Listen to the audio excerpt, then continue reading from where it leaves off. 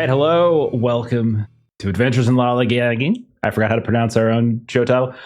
We are back to playing Call of Cthulhu tonight. We're continuing Eternal Lies, and we're starting up a new locale. We're starting up Mexico City. So I've learned everything there is to know about Mexico City in 1936. This is going to be the most historically accurate, down to the most precise detail. So go ahead, call me on it, because you're going to anyway. So I might as well just make a joke out of it. So yeah, no, we learned about Mexico City a bunch. Yeah. I have all this music I want to play, but I don't know if I'm going to get copyright striked on it. So I'm like, nah, never mind. We'll wait. We'll see. But yeah, we're going to start up a new city. I think we end last session on you flying away. Is that right? I think. Okay. Yeah, we met up with Mr. Kearns. Yep. Mr. Kearns, good old Frankie Kearns, the guy of 1,000 accents. What are we on this time? I'm gonna do Southern this time. I found y'all airport in Mexico City. I love that voice because it reminds me of like the Pace Picani voice. Anyone know that commercial? Like this stuff's made in New York City. You don't remember that? Yeah. I know what you're talking about. New York City. Get the rope. New York City. So I'm like, man, you're gonna hang a person for salsa? That seems weird. But that's and on what a commercial at any time of day. We're talking also about get the rope. Historically accurate. People used to get hung for salsa. I don't even know what I'm talking about today. I'm tired. All right. So we've got a little announcement. We're going to be doing a giveaway here, actually, over the course of the next week or so from our good pals at Norse Foundry. I think Eric was in the chat. There he is. So we're going to do it on our Discord. So if you would like to enter, the guy to my left, but like right on the screen, Steven, is setting up a giveaway channel right now over in our Discord. You can see the link either in the live chat if you're watching this on Twitch, or if you're checking this out later on VOD or on our podcast feed. Check the description of that episode, and you can get a link to the Discord page. And join us. Drop a comment in that giveaway channel. What we're going to be doing is picking somebody who drops a comment in that channel. And so what we want you to talk about, since we're starting up a new locale, go ahead and let us know, like, what's a place that you like to explore, either in a video game or tabletop game, or, one of those two, because not real life. That's not fun. So let's just do anything like that, whether it's like Alien, like we've been playing Alien lately, or whether it's Mexico City 1936, whether it's the far future of Warhammer 40K, or any of those places, or somewhere else, that we haven't explored yet. Just drop it in there, and you'll be in there to win. And in about a week or so, we'll pick a winner, and we'll reach out, and we'll get that all squared away. I think that's all for the business.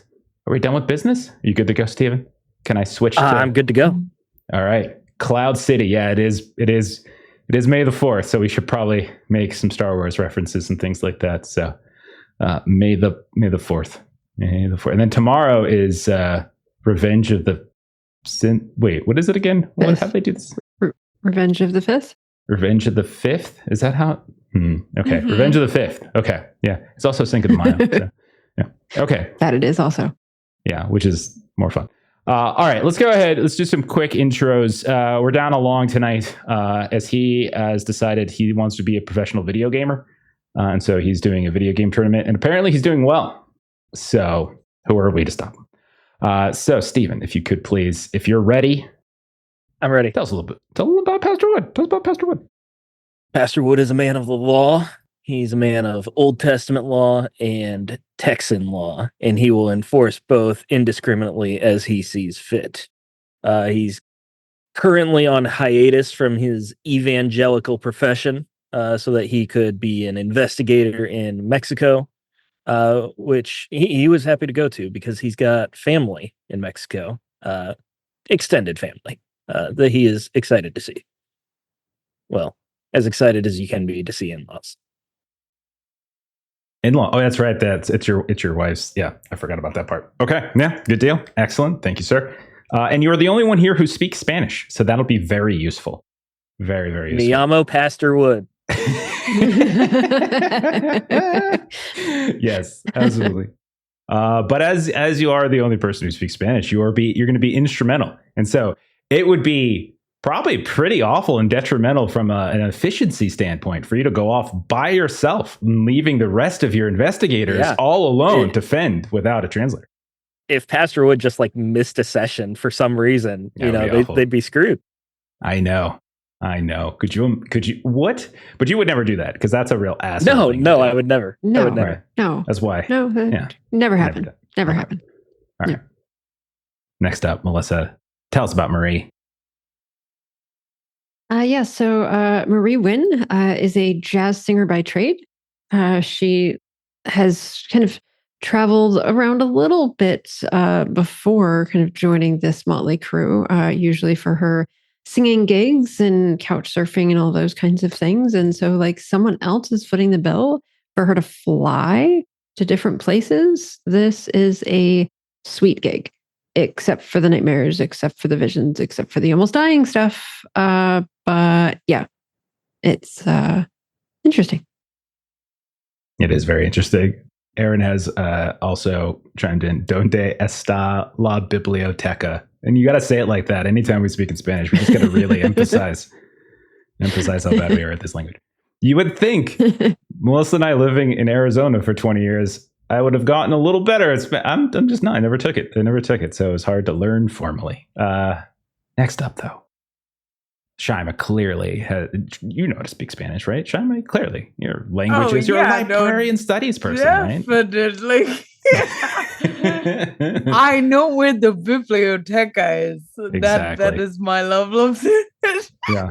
The one word Shaima knows how to say in every language on the planet. I love it. Man, that actually feeds into my intro pretty well because I just had the best time in Arkham. Like, I got to see my wrestling coach, I got to see my friend, I got to see and my department head. And I thought I was going to lose my scholarship, but I didn't lose my scholarship. In fact, they actually made it better for me. And now I get to go on this trip, and then I saw my peers who were so happy for me. And none of them, well, they asked about my travel a little, but I was able to mostly pivot the conversation. And I had a really good time in Oregon. I'm just really happy to be here. Excellent. And I think it's more, you haven't lost your scholarship yet. This is going to be a very long campaign. So there's plenty of time for us to rip that thing away from you. Just plenty of time. Yet is a very challenging concept for Shaima. I like to just make you feel safe and secure and everything's fine. And then I rip it away from you. That's fine. And then your mom comes to visit and then she really gives you the full 1-2, the 1-2 combo. You know? Oh, man. Okay. And then finally, because Long's an asshole. Finally for today, Ashley, tell us about Beverly Key.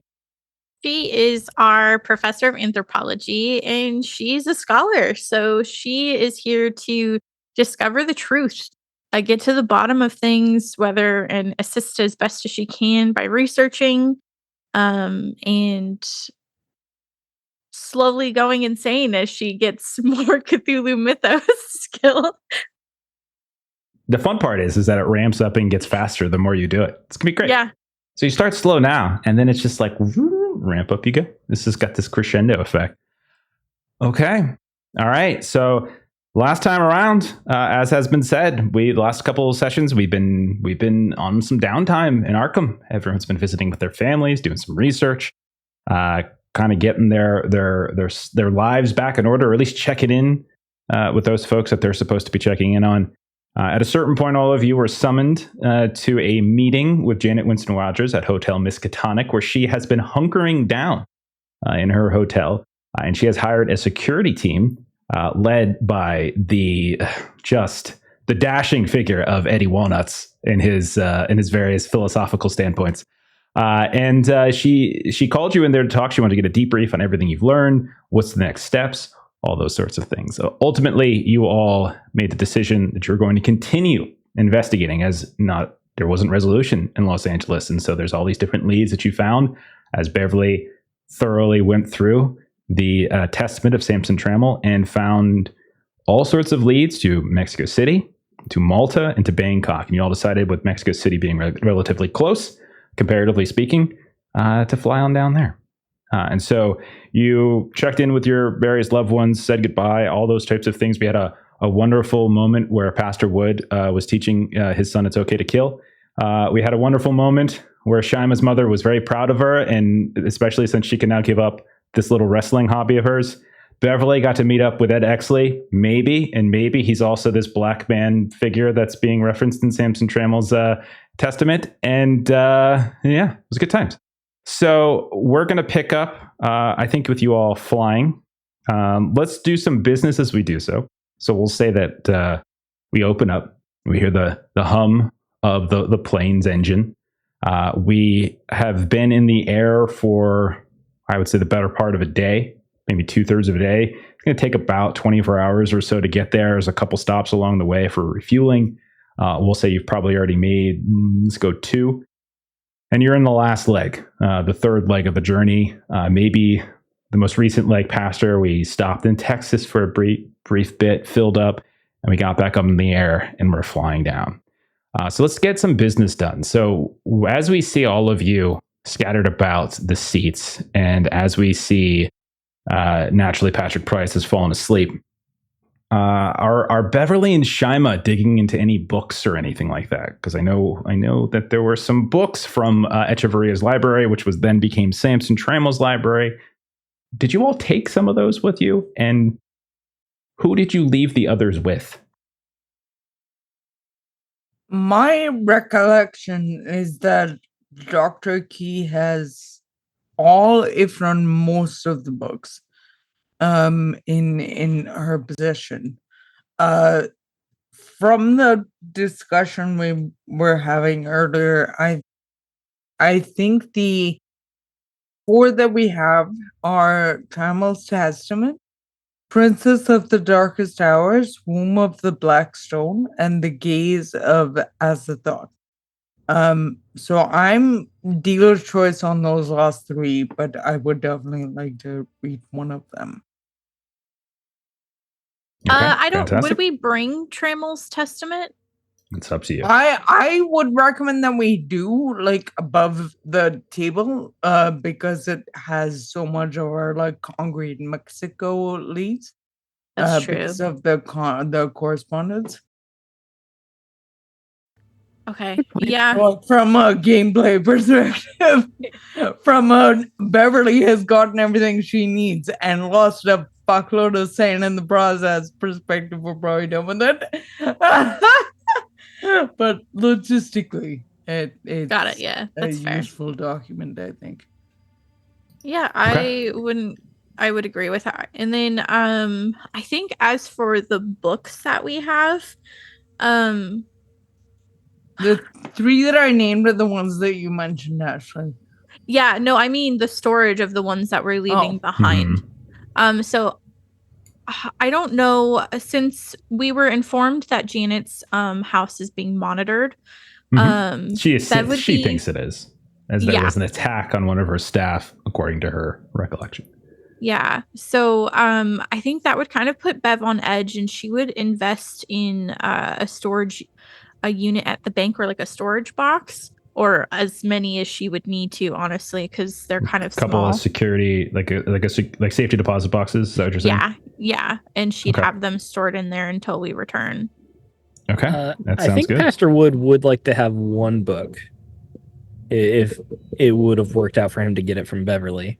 He'd like to have Children of the Night and Nawa Legends.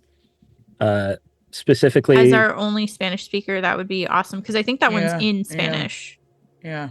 and he reads so well at Spanish. But I think it would appeal to him just because he's always going on about demons and things like that. So this would be like the vein for him to And be coming up with Carmela's Spanish, new shadows to isn't fight. she? Carmela is Spanish? Yes, his or- wife is Mexican. Right. Mexican, thank you. Not from Spain. I bet, sorry. Okay, so it sounds like we have like 4 or 5 books that you're coming with. You can give me the full list later. That's fine. So we're taking about 4 or 5 books with you, and the rest of them, Beverly has rented out some safety deposit boxes at a nearby Arkham bank and has stored the rest as best she can. That works. So what I'll say is, especially, we'll say this for Bev and for Shima, Pastor Wood, since you just chimed in this time, we'll say maybe next session or two, we'll kind of get back to you. Between Bev and Shama, if you wanted to do an initial read of one of the books, we can credit you with maybe a couple of days before you left. Maybe one of you took it for the holidays or whatever it might be, for like Thanksgiving or something like that, and you read it a little bit over those times, and then maybe now you're finishing up. So if you want to do that initial, like the initial skim, I'm fine with doing that if you want to try to get that now. I would love to. Okay. We pick separate books to do that with, or one book? Yeah, you would have to pick us? different books. You would be able to read at the same So time. I'll do choose your Princess of the. I'll do Princess of the Darkest Hours. Okay. Then I'll do The Gazes of Azathoth. The Gaze of Azathoth. Azathoth. Yeah. Okay. All right. So, I'm curious, what has drawn you both to these particular books? Why do you think these books have brought the attention of Shima and Bev to them? Sorry. Go ahead. No, you go ahead. Okay. For Sharma, for Princess of the Darkest Hours,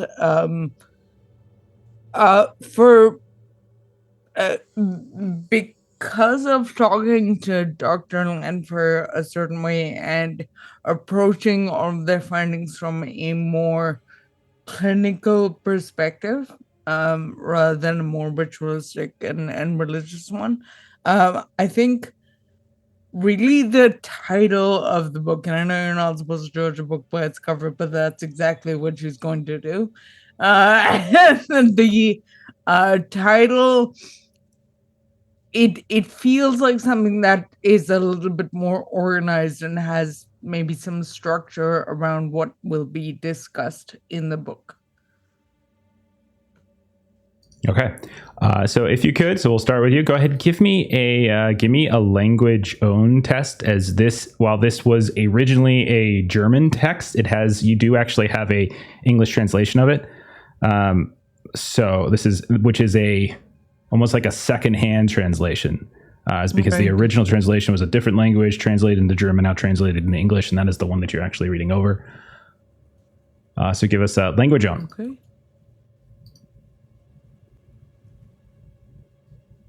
That's a 46 under 50. Okay, perfect. So all you need is a success. There's no real benefit to getting extra successes or anything like that. So, okay. As you have been skimming through this, doing your initial read, it's not, when I say initial read, we're treating this as you're reading it. You're not necessarily cross-referencing. You're not necessarily doing extra research to help add context to what you're reading. It's really just that kind of first initial read and maybe taking a few notes to then, kind of follow up on later if you decide to dig into it further. You basically learn that it's essentially, the book itself is a series of articles as opposed to like one continuous text. And the one that you're reading was, again, a translation of Rudolf Tischner's Neue, it's German, so sorry, Neue Metaphysica Rundschau.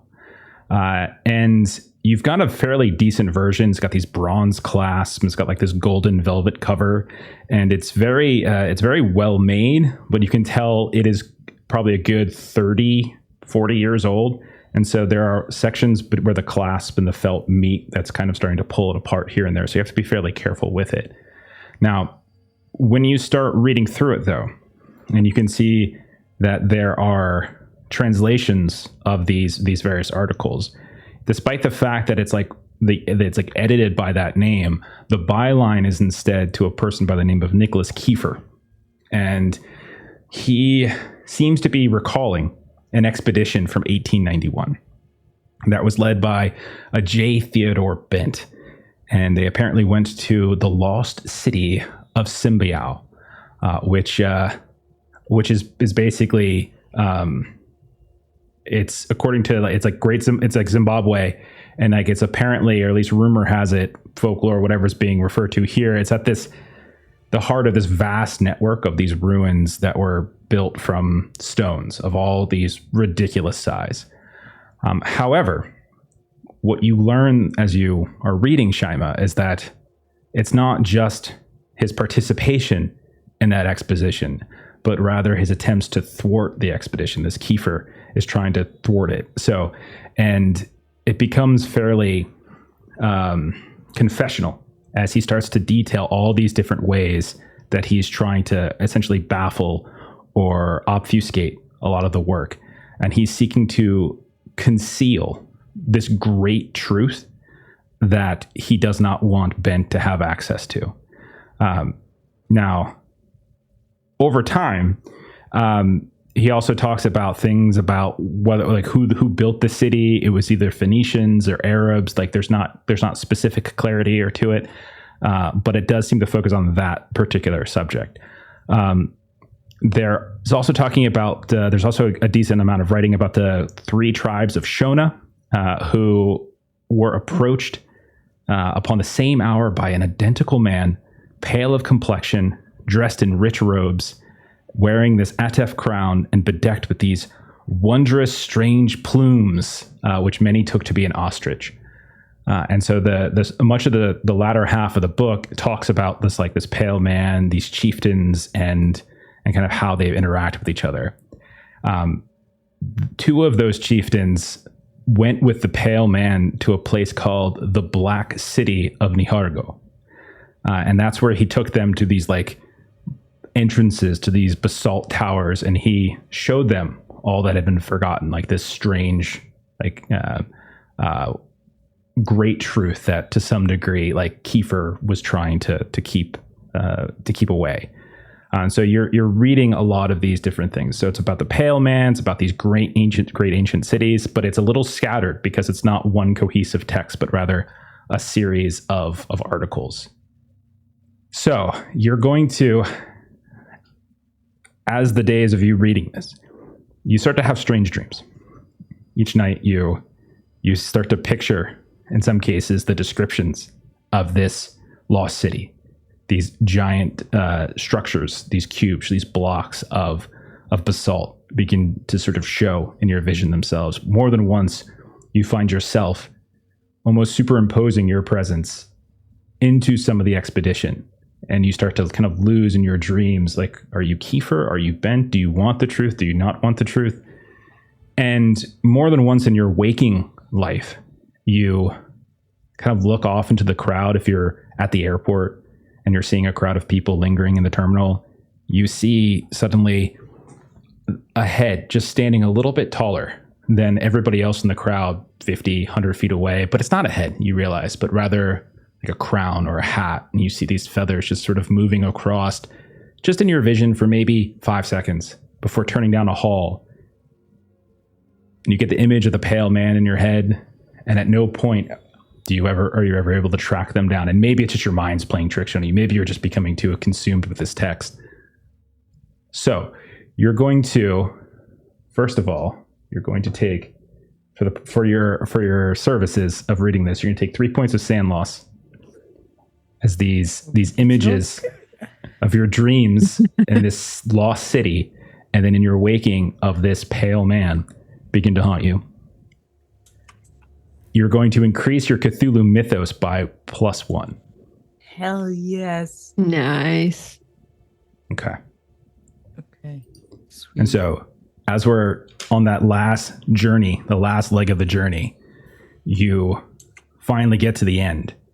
And there's not a great deal of resolution, but you do end on that element, some details of that Black City of Niargo. And you kind of close it down and just sit there. And as you look out and down the window, as you approach Mexico City, for a heartbeat, you look down and you don't see the buildings that we might expect to see. This mix of kind of modern Art Deco architecture / colonial influence, but you just see this sprawling city of these giant black obelisks and structures. Wipe away your eyes for a minute and look back down, and then you realize it was just a brief hallucination. Okay, so Beverly, what brought your attention to Gaze of Azathoth? Just the fact that she's been feeling so watched. I know it's kind of on the point that it mentions the gaze, but also she's curious if Azathoth has anything to do with what is that she came across in Tramel's testament, a mention to Nyarlathotep. I can't say words. Bev can. Ashley can't. Yeah, it's always a fun one to pronounce. I pronounce it Nyarlathotep, but I don't know if that's correct. That's how I pronounce They're it. meant to be incomprehensible. Right. Nyarlathotep. Okay. So I need you to go ahead and make that language own test as well, as this is also seems to be written in the English language. And let me know how you do. Just a regular success. 71 That's all over you need? 80. Okay. So this one is bound in this like black tanned leather. And you can see it's got this, it's got like a pattern to it. You're not sure if the pattern is affected or if it's just weather worn, but it's like these little creases, like the pattern of a brain in some ways, just kind of weaving itself around in these different ways. And over the course of the days, just when you finally gotten over the momentary, or at least a day-long amnesia from reading Samson Trammell's, you take a couple days off with Ed, and then you get back to it. Then Janet Winston Rogers calls, talk to her, and then you get on the plane. And you and Shima may be sharing some small light in the background. Maybe you both have flashlights during the nighttime phases of the flight. You start digging into this. And the book tells the tale of a nameless man, and sometimes is also described as faceless. And you're not sure if it's a translation issue or if it's supposed to be intentional, but nameless or faceless. And he lives amidst what's called the dying lights of the end of days. And the text describes this man as being thrice cursed with immortality, but he nevertheless feels as though there is like a creeping doom that has crept into his bones. And the first night after reading some of that, you wake up in the morning, and as you do, you feel 20 years older, Beth. Like your body just doesn't respond the way a woman in her was late 30s or so, I think Bev is in. Yeah. You feel as though you're, someone in their 60s. It's like you feel a joint suddenly swell. You feel an ache in your back. You feel as though maybe arthritis or osteoporosis perhaps is starting to take in. And it's just a difficult morning for you. And each night you read this, you wake in the morning and you have those pains once more. This just strange aches. You also, your dreams are kind of flooded a bit. Not necessarily anything that you would suggest is that probably gives you the idea that this is truly happening. It's really probably just you taking in imagery from the book. But you get this recurring image of a great and terrible eye, which seems to be gazing down upon the world. But the curious thing, Bev, is that you start having the vision of that, the dream of that, and then the next day you read a chapter from this book where the man, his dreams are slowly filled by the recurring image of a great and terrible eye. Maybe you read the chapter before and you just forgot that you had finished it. Maybe you fell asleep while reading it the night before and it was one of those half reads, but nonetheless, it is a little bit alarming. You read as well that it's not just him who has his dreams, but these dreams start to kind of scatter and spiral around to his friends and people he knows. And eventually, this gnawing eye, you learn throughout the text, belongs to a being, the words being a dread amorphity of Azathoth, and sort of like manifests itself at some point and turns his gaze upon the last burning days of this like twilight world.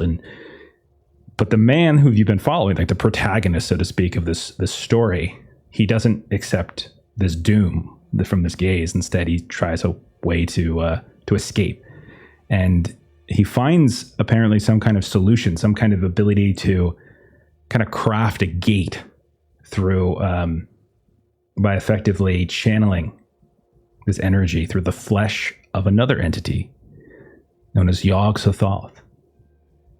But the problem was, as you learn, is that the gaze, well, it seemed to kind of lock in on him. And so no matter how often he kind of ran from place to place through this gate, the eye would like constantly pursue him. And so much of like the latter half of this story is about him kind of being chased and chased and chased and chased by this unseen eye. In the end, he finally stops and tries to like prostrate himself on the ground and tries to sort of align with Avithoth, kind of give in to him in some ways. But it's basically too late, and he kind of turns into this gibbering sense of madness. And that is the effect of the story, basically.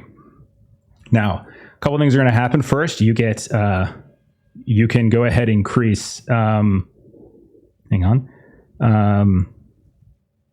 You can increase your occult. You can increase your cult by 2. And you can increase your Cthulhu mythos by also 2. Now, remember for both of you that when you increase your Cthulhu mythos, your total sand goes down as well. It's not a good thing to learn more Cthulhu. Yeah. The second thing is, Beverly, you are going to lose some sanity in the process. Yes. You're going to lose 5 sanity. Oh, okay. That was a big roll, sorry. Yikes. That's a lot. And then, I'm fine with saying we tie the 5 sanity loss into some of the other madnesses that you were suffering in Arkham. We don't have to do a whole nother thing. Okay. But you get this sneaking suspicion, and it just gnaws at you, that maybe this isn't as fictional as it seems. Maybe there's something to what he did with that gate. Maybe, just maybe, that isn't just pure fiction. That isn't pure like speculation. But maybe if you just dedicated more time, you might be able to learn whatever that ritual was where he consumed the flesh of Yog-Sothoth to open a gate. Maybe. But that would require you spending probably months of time poring over the text. Okay. And so as you close the book, as we start descending into Mexico City, you notice strangely that the cabin of the plane glows red. And you realize it's not the cabin so much as everything. The windows themselves, like the sunset has, or is it the sunrise? It's hard to really say, but what you can say is that there on the horizon is a blood red orb that you would normally associate with the sun. And it just seems to be drenching everything in this blood red light. You hear the sound of Frank Kearns like call back. Hey fellas, ladies, we're getting ready to land. You might want to buckle up. And as you're kind of turn instinctively just to kind of face his voice, as you do, just that simple movement of your head just seems to shake everything free. And suddenly that red light seems to fade.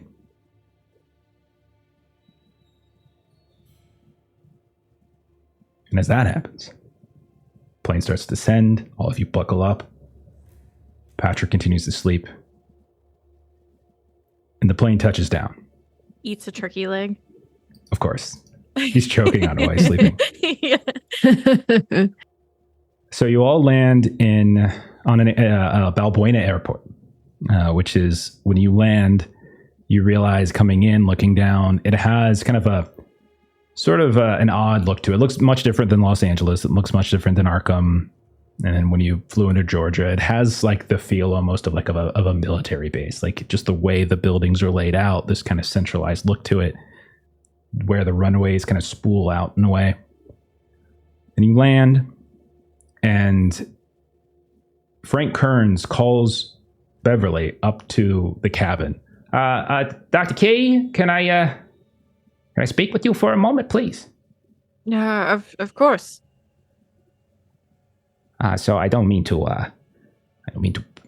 impose, but I was radioing with the folks in the tower, and Miss Winston Rogers was supposed to forward certain funds for renting a hangar for the plane.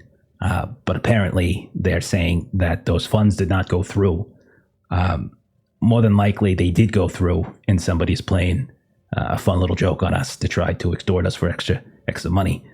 Or maybe it didn't. Maybe I'm just being an awful person. But I don't have the kind of money and the time it would take to contact Mrs. Wynn's watches and then get it to do it. Is it possible that you could take care of it? Yes. And so, And so she'll look to the rest of the group and be like, our accommodations won't be as swanky as we may be used to. And Marie just sort of like looks at you, and she's been staying at like a really, really nice hotel in Arkham. And so she just, this will be okay. We will make do as we always do. Right. And sort of like, as they're getting up, she's sort of like linking arms with Shaima and Bev kind of as they go out, like, we will make do. Pastor Wood is incredibly interested in some hangar in the distance. Did not quite hear you there. Oh, she's just saying that you'll have a room like you always do. It will be exactly like you're used to.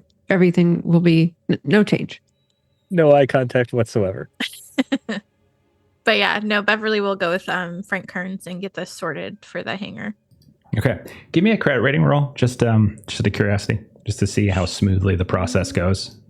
Okay. It'll be success. Like you'll successfully be able to do it. It's just a question of how smooth of a process it is.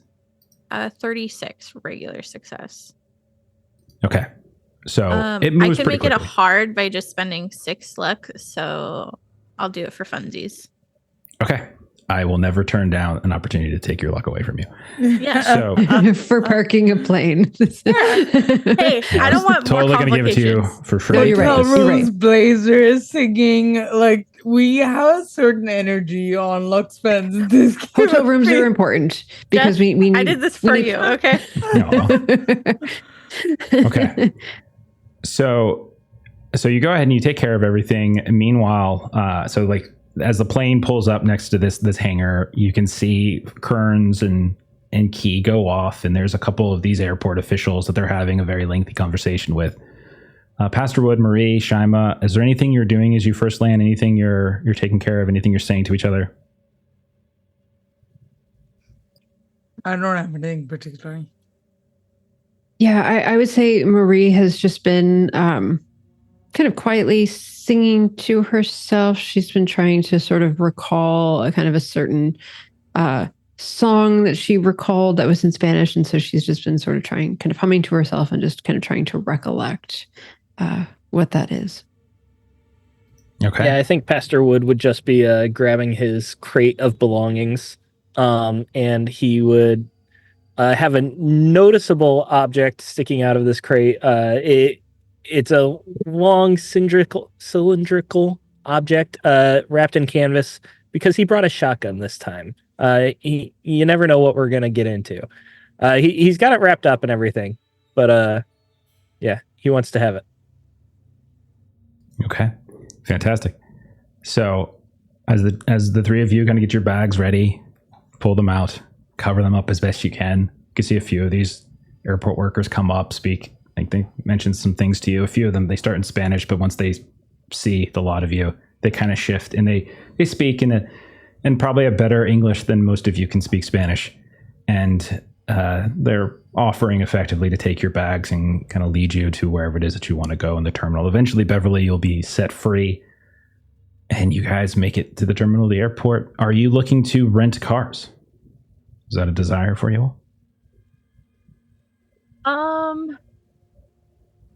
Probably. No. So Marie would sort of turn to Bev and we're gonna have our own transportation like we did in LA, yes? And Like you're- continues to not be involved in financial decisions. maybe not just yet. Let's see what kind of driving we can get just to our hotel location and see from there. Okay. So if you try to find yourselves just ground transport for the day, just get a taxi, that's fine. That's not an issue. Frank Kearns will kind of give you the name of a very cheap hotel near the airport where he'll be staying at should you need to contact him. But for the rest of you, so going over the leads that you have coming here, you effectively have details in Tramble's testament that refers to a label by the name of Luz Discos. And then you also have a PO box that's associated with it, like a shipping PO box. So that's like the main lead you have here. The name of this company. You have the PO box where this correspondence between a Jonathan Brooks and Samson Trammell was kind of sent and routed through. Marie, you found when you were doing some research that Leticia, like there was a woman by the name of Leticia de la Luz, excuse me, and that apparently it's a stage name, and at some point her name prior was Rosario Maria Lopez, and you should have all those details down. And those are basically the leads that you're coming here with. So as you go to get yourself situated, this is going to be pretty standard par for the course for you guys. Where do you want to stay? And so when I say that, I mean, do you want to stay on a high end, really nice place? Do you want to stay on like a really seedy place on the outskirts of everything? Do you want to stay in like an artsy little boutique kind of hotel? Do you want to stay in the Holiday Inn, something that just sort of blends in? What do you want to do? I think Marie's recommendation would be artsy if we're looking for like musician type of people. That would be her recommendation. As of long somewhere as we in don't that have to pay a direction. premium for the lodgings. Yeah, if artsy equals expensive, Bev will say no, and we're going to like Best Western bullshit. I'm sick of it. But no, it's just Bev just spent like a good chunk of money for this hangar, and so she's going to be more frugal than you guys are used to her being. Yeah, you've probably Bev gets rented it veto for power. a week.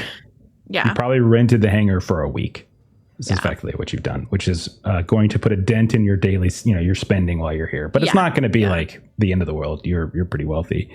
So if you're looking for a boutique hotel, there's one.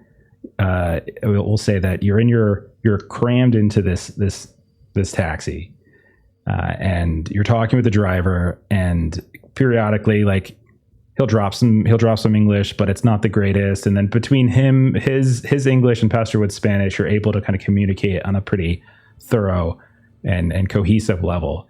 And when Marie mentioned a boutique kind of deal, he recommends Casa Azul, which is in the here we go. This is how it begins. The Coyoacan district, as a particularly vibrant section of the city, where artists and musicians are frequently at work. There's cafes all over the place where people are reading poetry, discussing politics.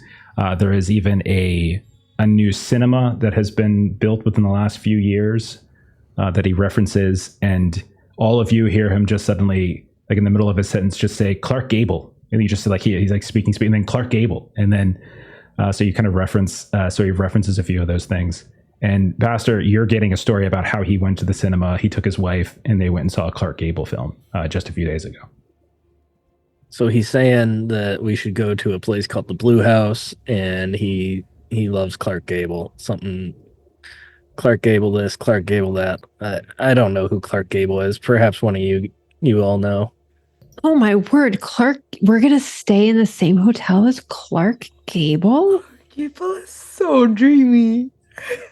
Pastor would start to correct and then just like turn back to the conversation with the driver and just let him believe it. Patrick clears his throat and rolls over as he's leaning against the window sleeping, because Patrick has basically patterned his life and his look after Clark Gable.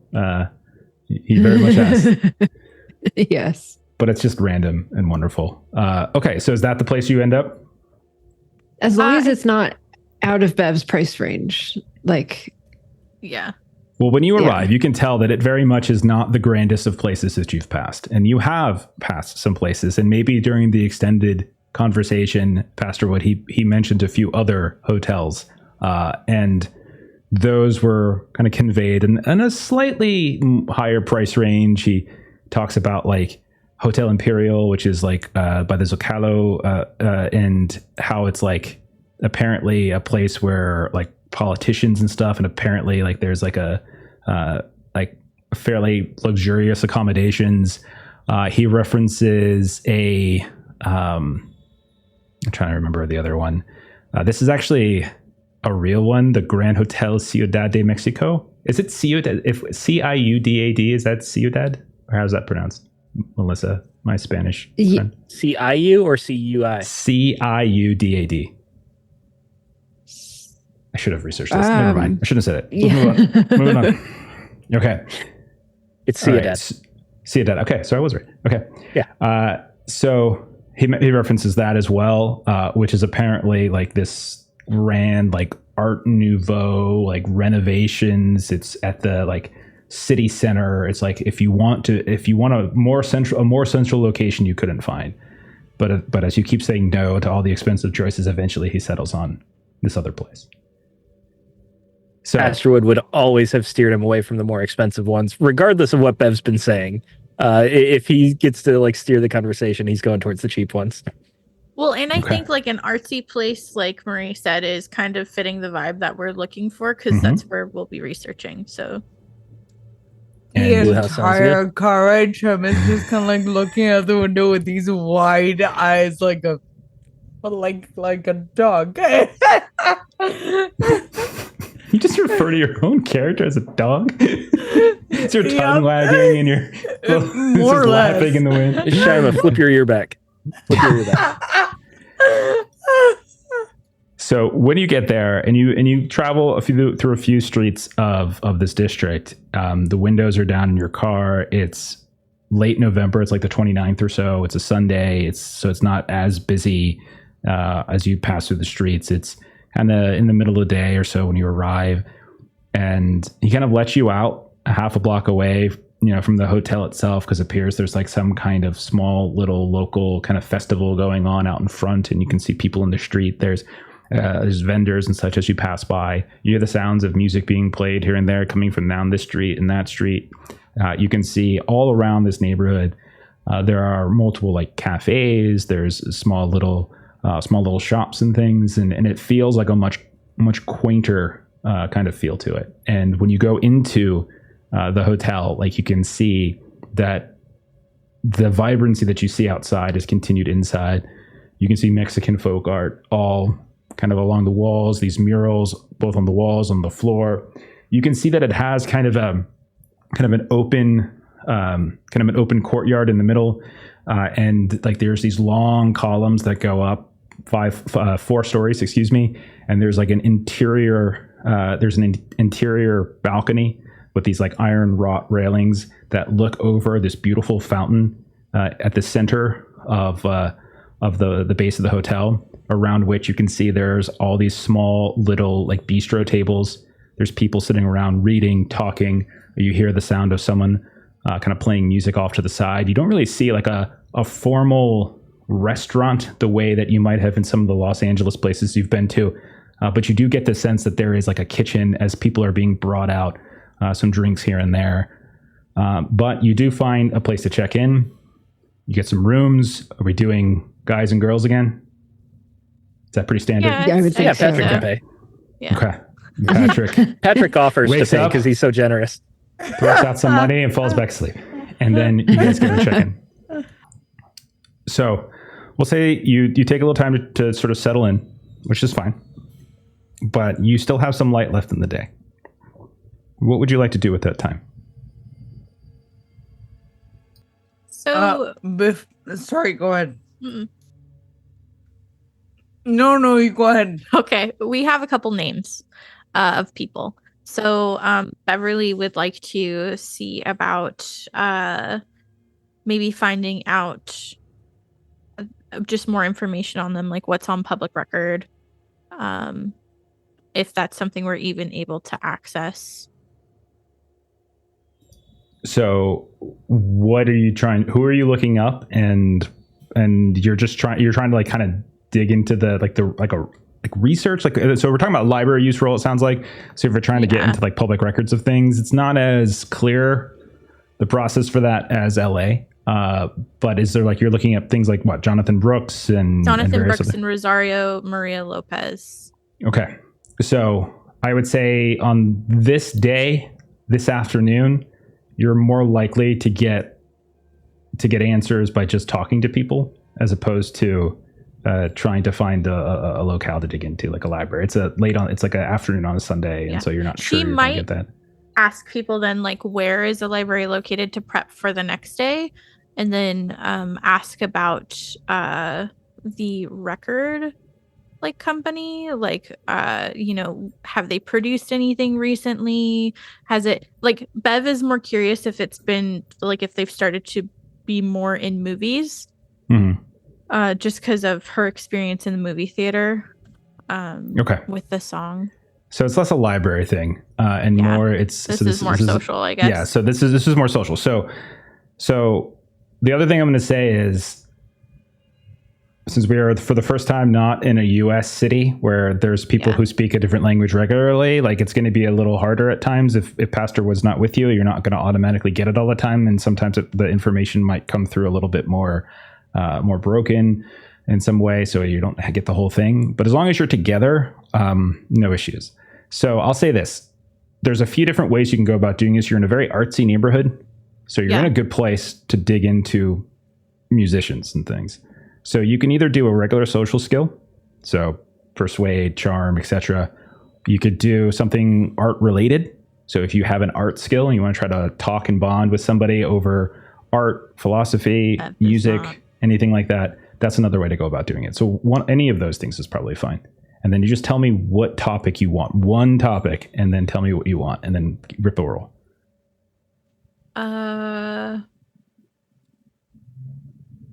I guess the one topic would be about the location of the library, or like where she could get information like that, like nearby.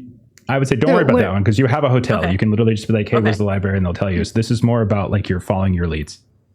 If we're going together, like the ideas that Marie had of kind of where we could go could be either like a music store. If there was a music store that was open, to kind of look for records, like she did in Arkham, to see if there were any other records like from that record label. So like looking to see if there's a music store nearby, or looking to see if there's just like a nightclub kind of place that we could go to later, like a jazz club kind of a thing. So like if we're kind of brainstorming of that, like if they're doing any live performances that we can catch. Yeah, just like, a couple options for what we could do with that. Okay. I want to roll from somebody. Like Marie, if you wanted to look into music, you can give me like literally a music test and go art music. Somebody else could do a social test, like a charm or a persuade, whatever it might be, as you try to befriend some of the folks around here. Maybe you guys didn't spend some time in that little area in the lobby. The courtyard, Yeah, that little courtyard area. Kind of asking around, or maybe you spend a little bit of time out in the street where there looks to be like a small little festival where there's like various street vendors and things. So give me those rolls and let me know how you do. I rolled a 79 under 86 for singing. That's sort of my music craft skill. Gotcha.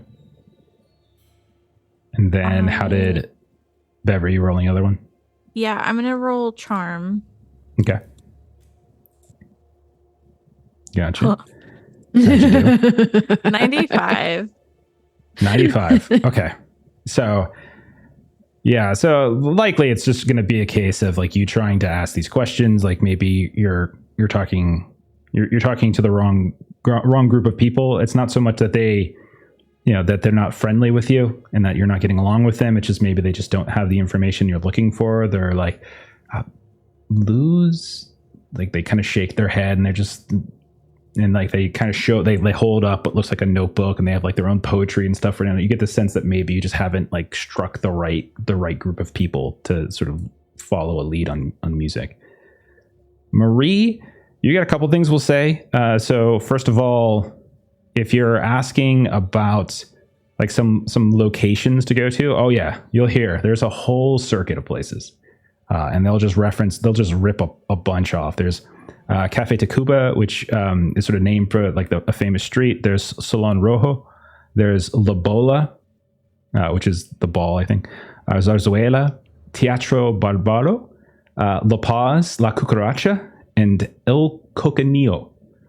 So you get like a whole circuit of clubs, because apparently that's what they do. That's apparently what a lot of the performers, if you mention that you're a performer, a lot of musicians here, whether they're singers, whether they play an instrument, they do this kind of rotational circuit, and they go round and round. And when they're not taking like gigs in like recording studios, they just kind of do these live routes. And so if they're not in one place one night, they're in a different place another night.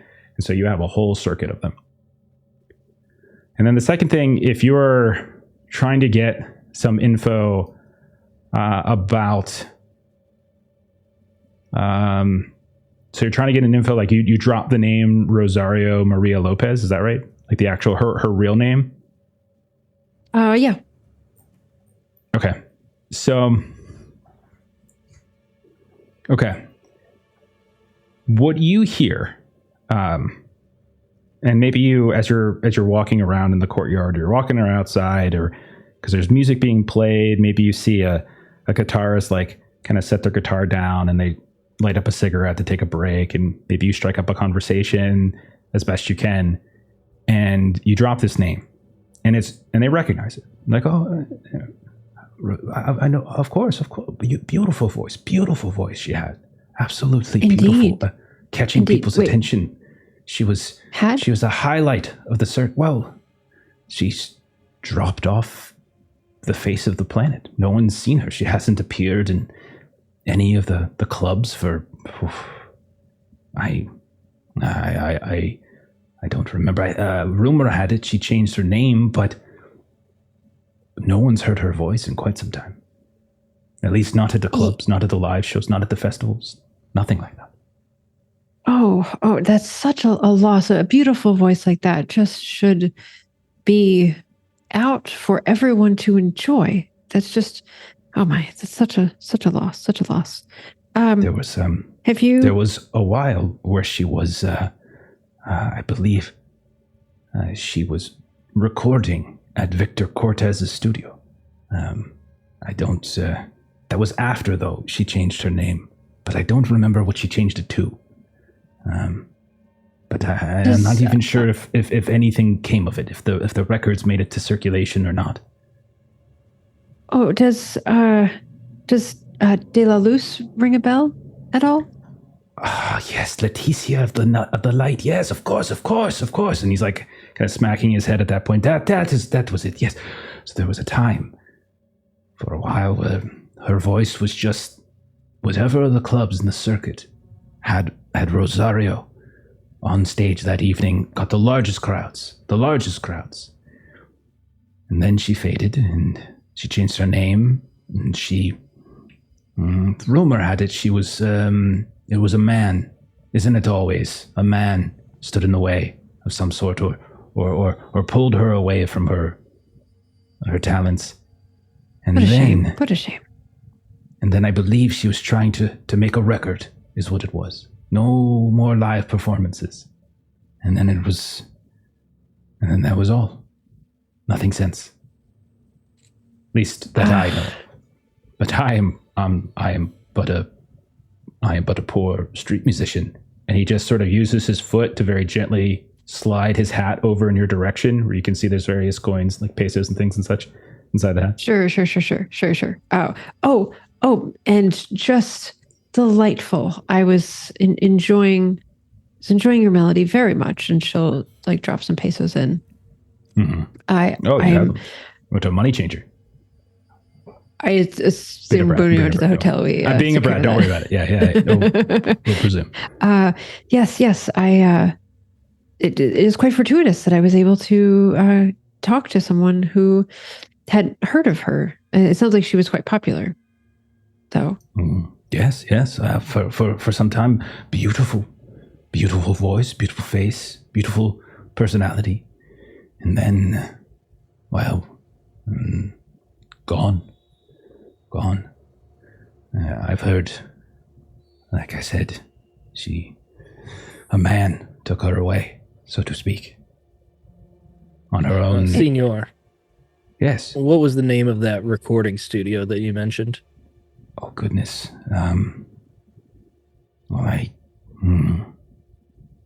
I can't seem to remember. And he just kind of slides the hat in your direction again. This time it goes over to Pastor Wood. And Marie Pastor Wood, knows better, and she's going to reach in for a couple pesos because she knows that Pastor's not going to. Pastor Wood just slid it back to Marie. Yeah. Okay. Okay. So roll a credit rating. Give me a credit rating. Either of you can do it. Whichever one of you has a higher roll is fine. I think mine is slightly higher at 30. Sure. I'm 40. Oh, you, Mr. what Moneybags over here. hell. How do you think I get this money? I don't spend it. How do you think you get that money? Okay. I rolled a 97. By having a circuit chosen. Oh no! That's a crit fail. That's a crit fail. That is a crit fail because you're under 50. There's a hole in my pocket, and my wallet fell through. So you start doing this thing, and he's just like, I can't seem to remember it. I'm sorry. Anyhow, I must get back to my performance. He picks up his guitar. Marie, if you want to roll it too, but because of Pastor Wood's crit fail, I'm going to say you need to do a hard success. So you need to double it, as he looks kind of offended that Pastor Wood is suddenly doing the whole like, oh, my pockets are empty. This is like, oh. Yeah. Okay. I'll take one audience boost. So I'm rolling under 40, but it's still not like a great man of America who can chance afford to this. travel to Mexico City can't possibly give a poor street musician a small 7 tip luck to for pass. information. So I need to spend 12. 12. 7, because she took an audience boost to put my it up bad. to 40. Oh, that's right, because it's under 40. Okay. All right. Okay. Sure. Thank you, audience. All right. Okay. I spend it. Well, he's like, well, I believe if memory serves, there was an album or two that was released. It was Lose Records. I know it was the label, but the studio, I believe, was the Studio del Mañana. So the studio of tomorrow. Yes. I believe that is correct. Very strange change to her music. No longer the lovely ballads and no longer the illumination. The light was gone. It was strange and odd. But as I said, she has not shown her face on any of the circuits or any of the clubs on the circuit for some time. And I do not think that her recording life has yielded much success, it seems. And did you mention earlier that Victor Cortez is the one that owned the studio? Yes, for Victor. Yes. He is. He runs the Studio del Mañana, and he a decent man. I think he would. I have friends who have signed on to play in recording gigs myself in the past. He pays fair.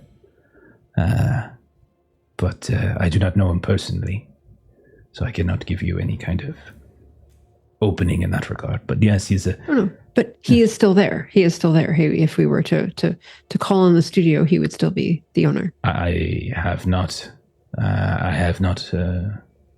taken on a gig at in the recording studio for months, to be honest. So I don't know exactly what the state of affairs are, but I have not heard of it closing. If you're interested, it's Morelos Avenue, and he kind of starts pointing in the direction 2 blocks this way, and then turn north 3 more blocks, and then another turn, and you will see it there. It is not that far. And Much appreciated. yes, in the record, in the Lose Records as well. It's not that far from it as well, as far as I recall. Yeah, but everything tends to congregate. These are the district of the artist, after all.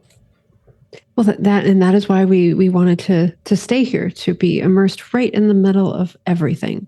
You've been so kind. Thank you so very much. And he slowly moves the hat over in your direction. Well, I'm pleasure to be of service. And you guys have literally blown through your daily spending just in one conversation. I mean, worth it. At that point, he goes back to playing. And we'll say that conversation lasted like half an hour or so. And again, small little party out front here. And you can see that he kind of gets back to it. A couple people come by. They, hear him playing a song and kind of throw a couple coins here and there. But yeah, you have leads on a post office box for the mailing address. You have the name of a potential recording studio where maybe she had recorded something called Estudio del Mañana. You got the address for that or thereabouts, and you have the name of the person who runs the place. Jeff? Yeah, man. Pastor Wood would try to be avoiding the mistakes they made in LA as much as possible. And one of the things he feels was a mistake was that they were their whereabouts were known immediately upon setting foot in the city, and they weren't really paying attention to who was watching them or anything like that. So while Pastor Wood would be happy to translate for everyone and go along, the whole time he would just want to be watching the crowd. And I know that we're an odd assortment of people in this part of town, so a lot of people would be looking at us, but he would be specifically looking people in the eye to see if they look away, see if they're really paying attention, looking for faces that follow throughout the crowd, as they're wandering about, that kind of thing. Just trying to see if anyone would be trailing them or watching them. Sure. So it sounds a little bit like are you trying to read people, or are you trying to find because it sounds to me more like a psychology role if you're trying to get people's why they're looking at you as opposed to that they're looking at you. Is that fair? Yeah, because I feel like everyone would be looking at us a lot of foreigners, in a local section of town. So I think it would be more psychology. You're not the only ones, and you're not the only ones speaking English. There are plenty of people within the courtyard as well. You can tell mostly European. So you're hearing a lot of accents, but nonetheless, you're hearing people kind of speak. You hear a vague kind of French accent, and still an English trying to be spoken, and that sort of thing. So you're not the only foreigners, but whatever approach would make sense. Then he's specifically just trying to determine if someone's clocked us already, if that's even possible to see.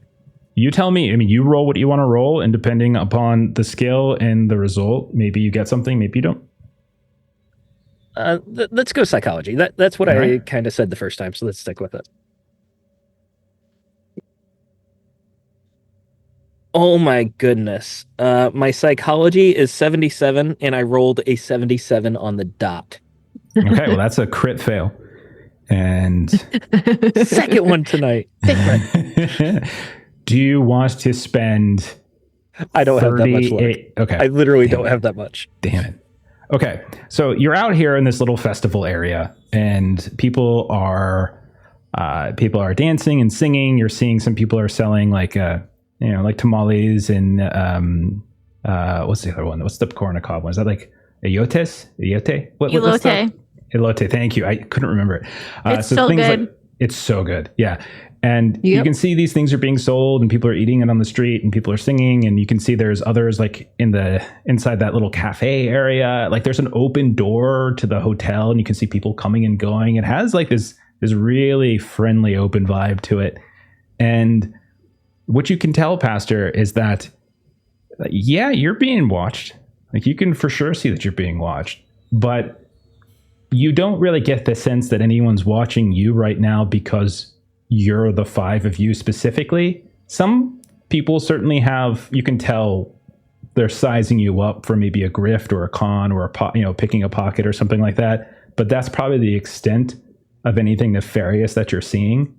But you also immediately, once you kind of pulled the linings of your pockets out when you were going to give the tip, some of those eyes just went and found a different mark.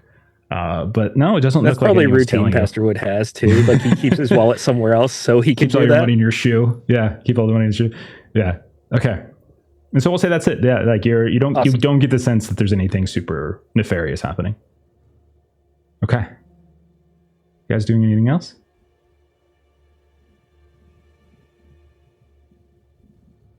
That's stressing me out. probably see if we could like take in a show later, maybe. Okay. Like a movie, or are you talking about If one of the ever- clubs? There is a so One of the- you got a couple references. So again, you got a reference to like the whole circuit of clubs, these nightclubs, Yeah. bars, things like that. You got a reference, and this is all in the relatively the same area. This Coyoacan, like this whole district seems to be like the artsy district, right? And you happen to get a hotel here, and there were those places, but there was also Cinema Oro. So it's like Cinema Gold, basically. You know that was like a newly built theater that the cab driver referenced, and he said Clark Gable, like over and over again. So you know that that's another place that you could potentially go. So those are probably the entertainment venues that you've been given leads on this eve. A show of some kind tonight? We immerse ourselves while we're here? Beverly would be up for either. She is curious about the movies, because if that music comes through again, and if you guys could also witness it, or if like the studio is actually, because she didn't stay to catch the credits of the movie, so she doesn't know if Luz Discos was credited, or if it wasn't actually involved, or if it was just like her imagination kind of thing. So whatever y'all think. Shaima, I've Miss always felt Oberon, like are we? the talkies were a bit of a gimmick. I think Well, going to a you- show would be a very good idea. Yes, Meet some locals. we should. We could sit in the back, Pastor Wood, You and can't if you talk need at to. movies. You can talk at shows. You can't talk in Hmm. movies. I mean, you shouldn't. Okay, so it sounds like we're going to like an actual bar tonight. Okay. La Cucaracha? Okay, you can go there. The one Before we do, I'd like to. So I'm thinking, and this is something that Trump is doing very much not under the watchful eyes of everybody else. But I am kind of thinking of like the more sanity and the great time in Arkham as like a general bolstering of her confidence. And so the intention is to find a fight that she can go and like get some bets on her and make some money for the group. And how she's going to approach that is maybe speak to like a bellboy or someone who is very much not an authority figure at the hotel, and ask for like English, and then like once somebody can speak a little bit more English, we'll ask about anything maybe a little bit underground. So Can like I just anything say- to bet on, or a fight in particular? A fight that she can participate in and potentially have bets made on her, including some money that she has. I am just so offended you don't want to invite Pastor Wood to this. Of all the entertainment options we've discussed, this is the one he would want to go to. But okay, you know, you it's would fine. disapprove. You would disapprove so badly. He does Maybe- disapprove of a lot of things. Just about everything. But maybe you'll get looped in once the plans are made. And then, it's already a thing that's happening, and you can let us ladies go off by ourselves, or, you can come with us. Well, I mean, he's going to go out with you all. Like, he's not just staying in the hotel at night.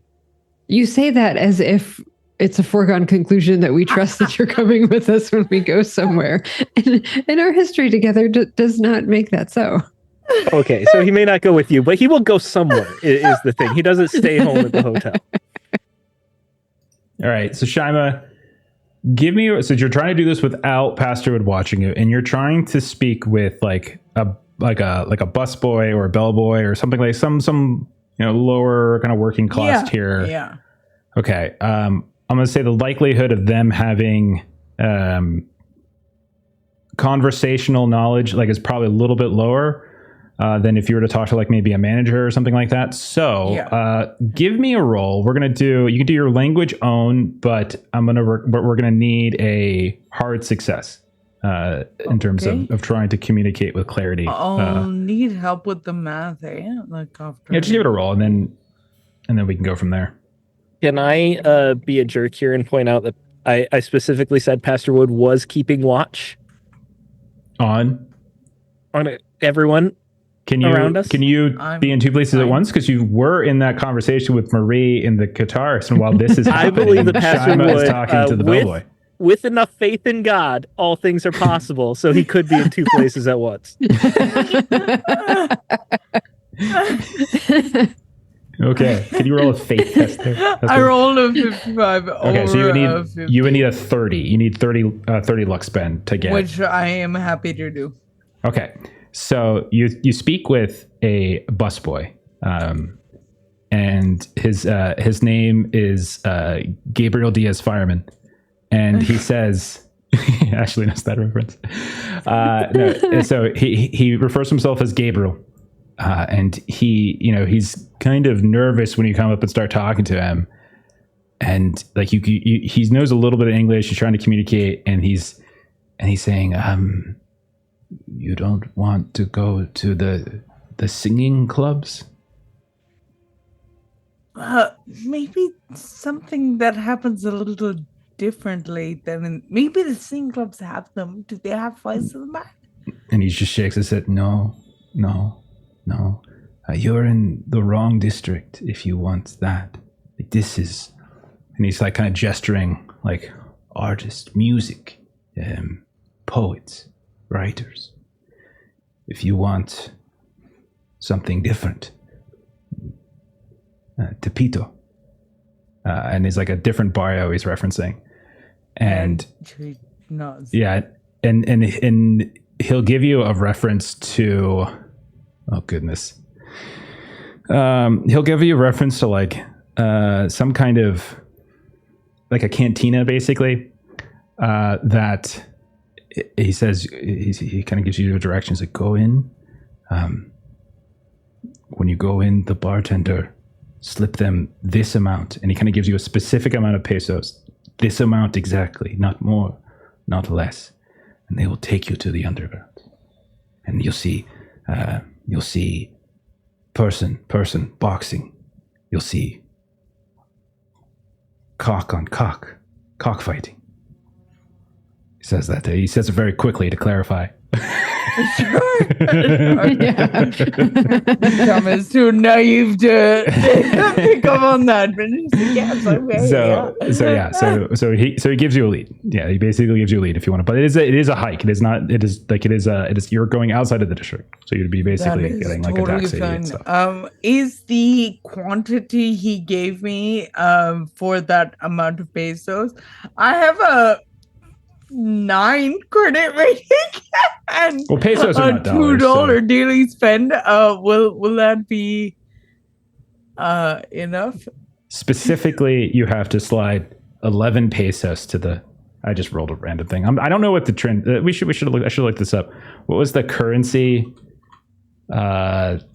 exchange rate in 1936? Does anyone know? Anyone look that up beforehand? Looking it up. 1936, it's 3.6. So $1 is 3.6 pesos. Okay, so you have $2. So that means I actually might be as your spend. My spending level is 2. Cash is 9. Cash is what you have on hand. Your daily spending without having to dip into your cash is 2. So if you would spend more than 2, you have to start depleting your cash. For this stay in Mexico. So how much was the transfer rate, Melissa? It was $1 equals 3.6. Okay. Yeah. Or 3.06, excuse me. Just 3 is fine. So we'll say 3. So that means it's 3.6. 3 is fine. We'll go with 3. Okay. So then we'll say it's So I have 6 spaces, and I have to figure out 5. You have to give him 5, specifically 5, and then you have to like kind of give him a password, basically. Sure. Okay. And you're going into the terrible side of the room. Okay. It has. Okay. Never mind. All right. Okay. So what are we doing? What's the plan then? If they want to see a show, Pastor Wood would go with that. That's what You guys are nodding like there's an answer. Like, what does that mean? Are we going to a club together? Are you guys going to like a cockfighting ring? Like, what are we doing? I mean, I'd rather go. Yeah, we're going to go to La Cucaracha. Yeah, all right. Okay. All right. So Patrick will go wherever it is that you guys go. All right. So you're heading out. So you head out La Cucaracha. You find, you find either directions that you can walk, or you take a quick cab, whatever you prefer. You can get there. Traveling is not too difficult. Weather is quite lovely. At night, it kind of gets down to the 60s, upper 50s or so. It's still, even though it's like end of November and it's going to be December soon, it's still actually very, very nice. And when you find your way into the La Cucaracha Cocktail Club, you realize that you are in luck, because it is one of the places that actually advertises, and you can see this this literal cockroach in a top hat and tails and like a full suit, and is holding up what looks like almost like a martini glass with a little like cherry or olive sticking out of it, and it advertises like English speaking workers. And so you go in, and you can see it's not a major crowd. Like, it's definitely a lighter crowd, but it's very familiar vibe, right? You can see that there are small cocktail tables that are spread about this huge floor. You can see there's a couple wings where some private, bigger booths are, and you can see there's some larger parties. There's a big ornate bar on one side where you can see all sorts of these shelves of liquor, one after the other. And then you can see up on the stage, there is a small grouping of 4 individuals, a quartet. You can see 2 of them are men, 2 of them are women. The woman currently is singing, and you can see that there is a man who is like kind of playing a single snare drum, like kind of in the back, and he's kind of just rolling this sort of like basic slow rhythm.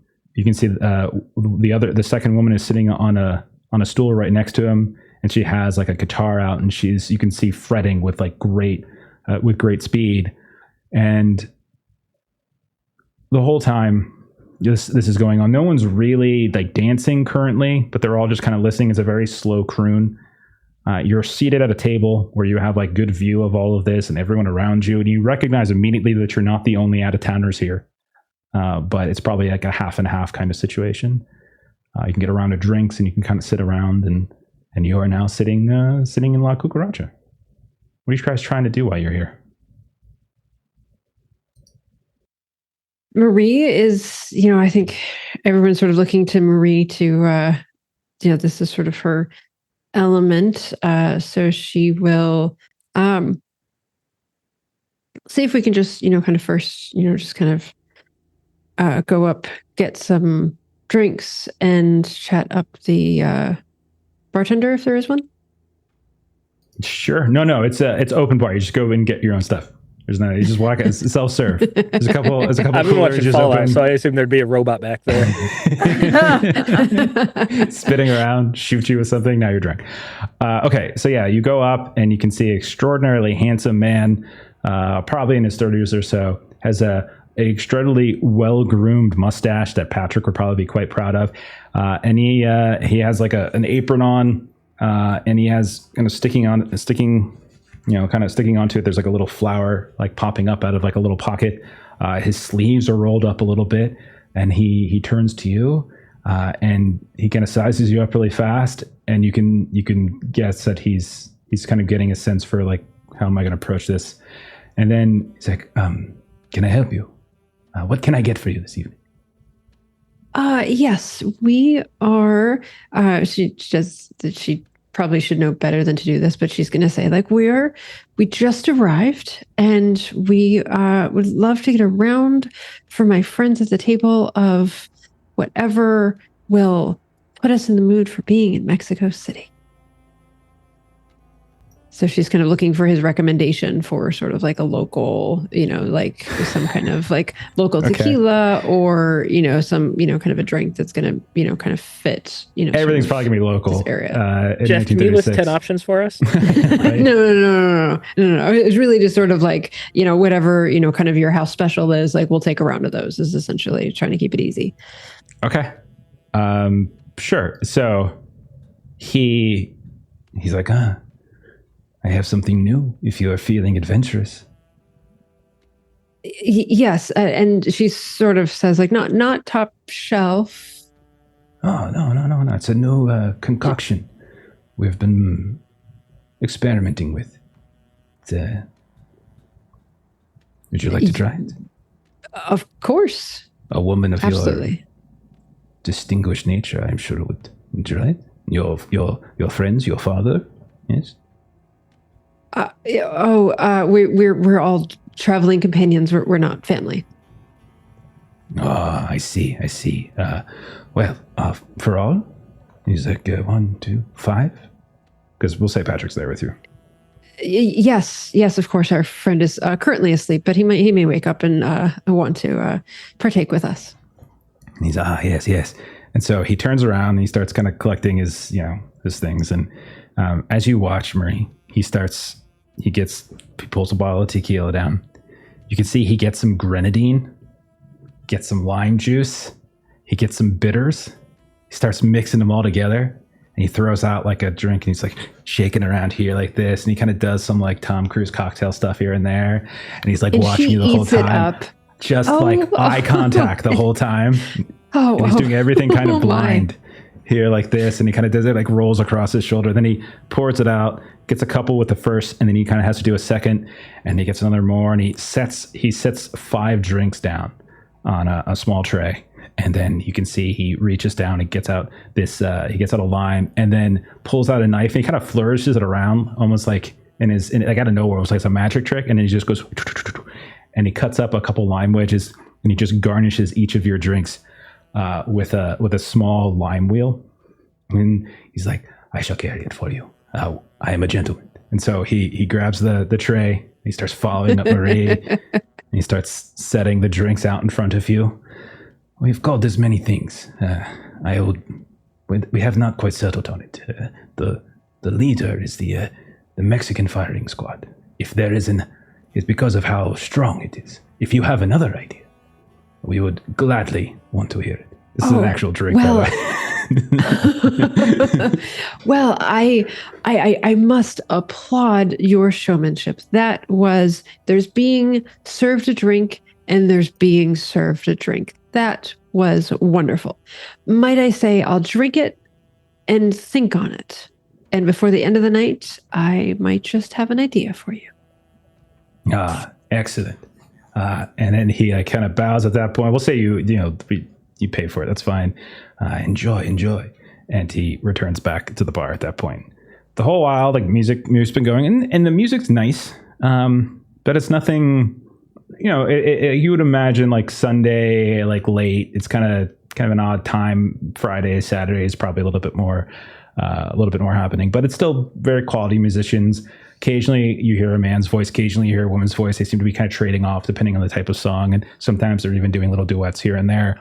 Half the time the songs are in Spanish, but you also half the time the songs are in English, and there's a few that you would recognize, Marie.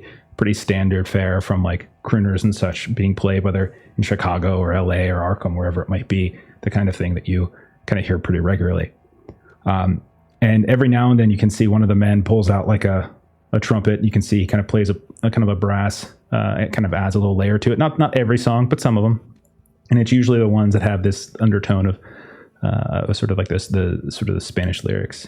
So as you all drink, everyone go ahead. Give me a con. Not con. Yeah, give me a con. Give me a con roll. See how you guys do. Well, Miss Wynn, were they out of whiskey? Did you forget what the word cerveza was? You can certainly doesn't mean whiskey. Place your own order another night, but those were my 2 options.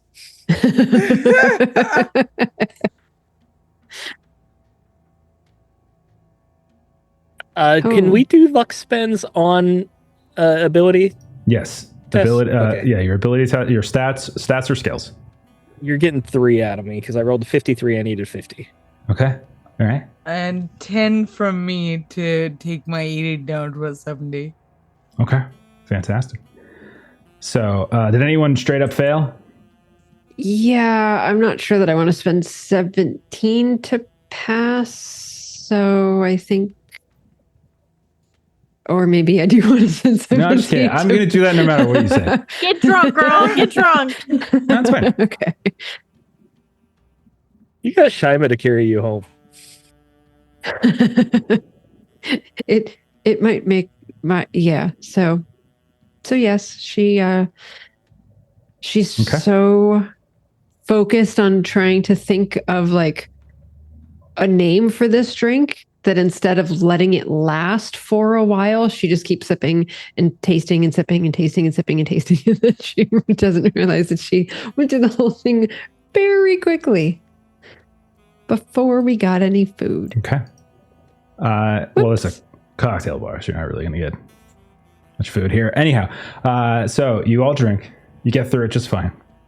Music changes here and there. A couple people get up. You can see for a slow song, there's a couple of folks that are kind of waltzing around, dancing here and there. Your server comes back. Another round? Yes? Oh, plenty for me. Plenty for me. Thank you. Another round. Yes. And so he's like looking at Shima, and like Shima's nodding. And Oh, no. okay. No mas for me, senor. I'll have a cerveza. Yes. He kind of nods at you and kind of looks a little disappointed as you order that. This is Whatever's very cheapest. good. Thank you. And he says, you drank it more quickly than is recommended, but that is good. High constitution. And then he's like, would you like another? No, I would. Bev will get one for Shima, but she's still Okay. sipping on hers. Okay, Can so you're just nursing it. You're one join of the those. giveaway and say this is my favorite location because I am so delighted right now. Bev either bangs him back and then she's but she's on the job, so she's nursing it. Someone who's had a bartend before. People who nurse drinks. She's buying drinks. Ethically wrong. Okay, Ethically she's buying drinks. Okay, so he returns. He gets a second, passes it around. Marie, I need you to roll a sand test. Oh, okay. Everyone's drinking. Pastor, you get your cerveza. Very nice. Definitely a different flavor than what you're used to. It has a different touch to it, but it's nonetheless better than what you've been drinking. At least probably to Pastor Wood's tastes. Shima, you start digging through a second one. Go ahead and give me another Constitution test. Bev, you're still sipping. Bev, I'll say Bev and Pastor Wood can make spot hidden tests. Marie, give me that sand test, and Shima, give me a con. 30 Failed the sand under test. 70 this time. 30 under 70. Shima, you're hanging in there. You're still these are sturdy She's a drinks. big girl. Yeah. She's a big girl. Fair enough. Marie, how did you do with your sand test? 66 over 59 fail. Okay, go ahead and take a point of sand loss. Okay. And you're drinking, and you're hearing the songs that are being played. And at some point, you just kind of almost like you lull off, like you're falling asleep for a bit. And it's just one drink. And it's a pretty strong drink. And he did make very strong drinks. But when you kind of come to, you're still at the table. You look to the side, you can see Bev and Shima and Patrick and Pastor are talking here or there. Some of them maybe paying attention to the audience. Some of them not. Shima regaling Bev with the taste of the drink or whatever it might be. Pastor Wood grumbling to Patrick about this place. The usual fare. But as you're watching them, Marie, you notice that they just the sounds of their voices just sort of fade. And it kind of has this feeling where they're no longer in the foreground, even though they're just a couple inches or a couple feet from you, depending on who you're looking at. Their voices just fade, And when you look at their mouths, it moves and it's just all kind of numb. You can't really quite make out what they're saying. But replacing it is the sound of this song that's being played. And it's just this strange kind of lulling it's doing for you. And you find yourself kind of like licking your lips a bit. Like almost with greater effort than most would do. You feel this strange shiver. And as you do so and kind of contort in the chair a bit, you get this odd sensation of a tongue.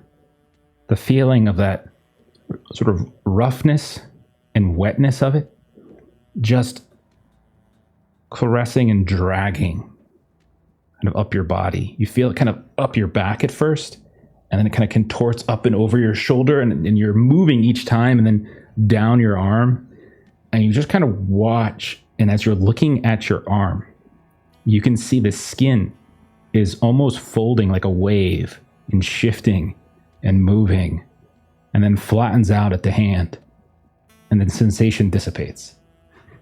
And it's at that point, as a rush, like all of their voices come back at you for the last 10 seconds on fast forward, like someone is turning that record at faster pace than it's supposed to. You just hear, and they're back, and you're just shivering and shaking.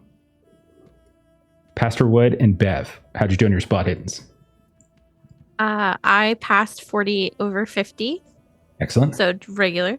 Regular, yeah. Pastor? My dice have been failing me tonight. I thought I could pass an 88 spot hidden. I rolled a 90, so I spent the 2 luck. Okay. Both of you, as you're talking, you're exchanging, like, you look over and you can see, like, Marie is kind of just shifting and kind of contorting, like, almost as if she's, like, at one point, as if she's reaching back to scratch. And you see, like, her tongue extends out of her mouth and just starts to lick around her lips. And it continues to go in this sort of circle-y place until the tongue grows and starts to extend out of her mouth longer than it should. And so it seems like it's like 5-6 inches, and it's like her whole face suddenly being washed over. And you see on the underside of the tongue, there's these little pustules that begin to pop, pop, pop. I need the two of you to make sand tests. Why did I spend the 2 luck?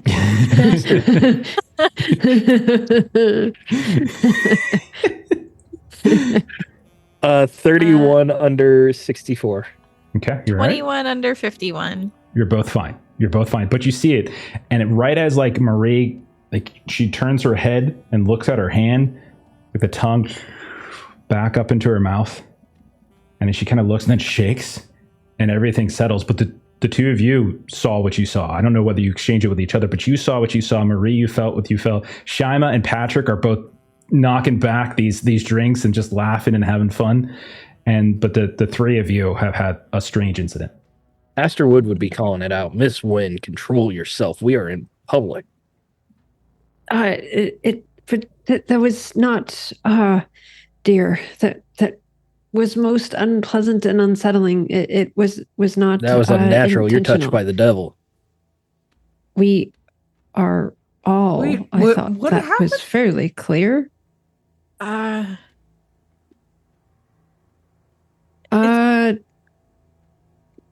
More Should we just get visions some and water? sensations, and This is what happens when you spend your evenings partying and sinning all night long.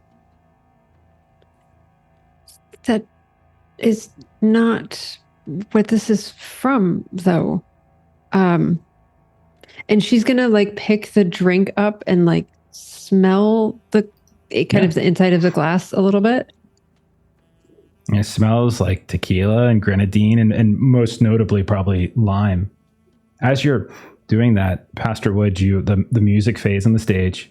You hear the sound of the woman who's been singing. Young woman, slender, long, kind of black hair done in like a kind of an interesting braid with a colorful flower, like kind of stuck into the braid itself here and there. But she speaks in like Spanish to the crowd, and I beg your pardon for this. But she's like, muchas gracias. And she's just like, sort of thanking everybody. And she's saying goodnight, and that the last song was Garcia de los Labios, and bids everyone goodnight. And the four of them kind of turn and walk off the stage behind, and you can see like there's like this little back door that they take that seems to get them away from the stage itself. And Pastor Wood, you would be able to translate what the rest of them couldn't, that she just called the name of that song The Caress of the Lips. What sort of sinner's den have you brought us to?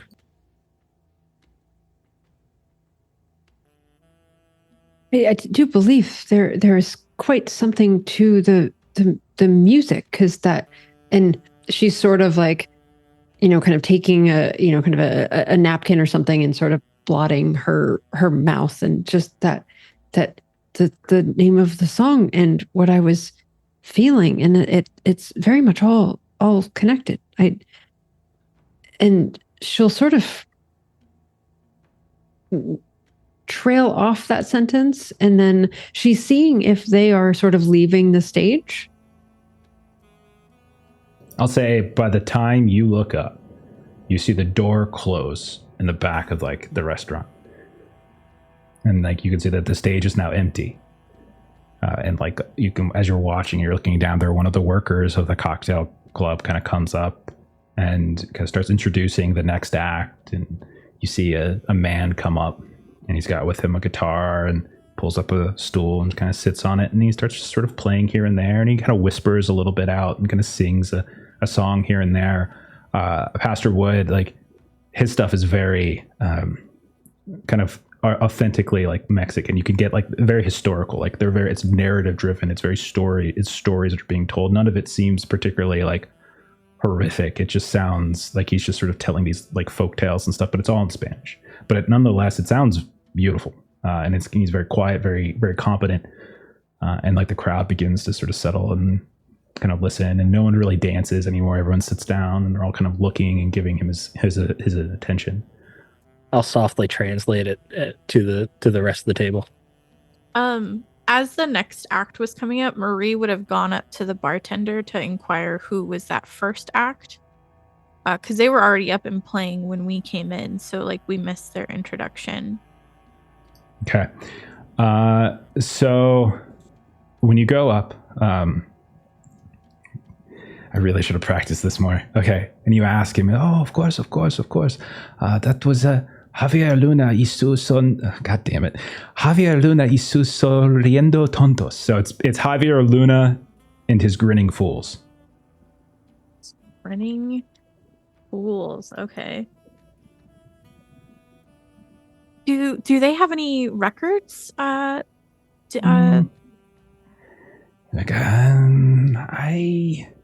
do not collect myself. I do not know. They once a week they will play here. Sometimes they, and he's like struggling, play as a recording studio. Many of the artists in the area, the musicians, the ones of talent, they cycle around to the various clubs. They work with various recording studios, and each waiting for a big break here and there to be found, discovered, taken up to Los Angeles, and kind of throws out this and that and everything. But I am just a mere bartender. Gotcha. Do you know what club they'll be at next? Oh, I am sorry, I do not know. But but as he says that, he kind of grins. But why would you want to go anywhere but here? La Cucaracha. He kind of like has everything you need, anything you might want, except for food.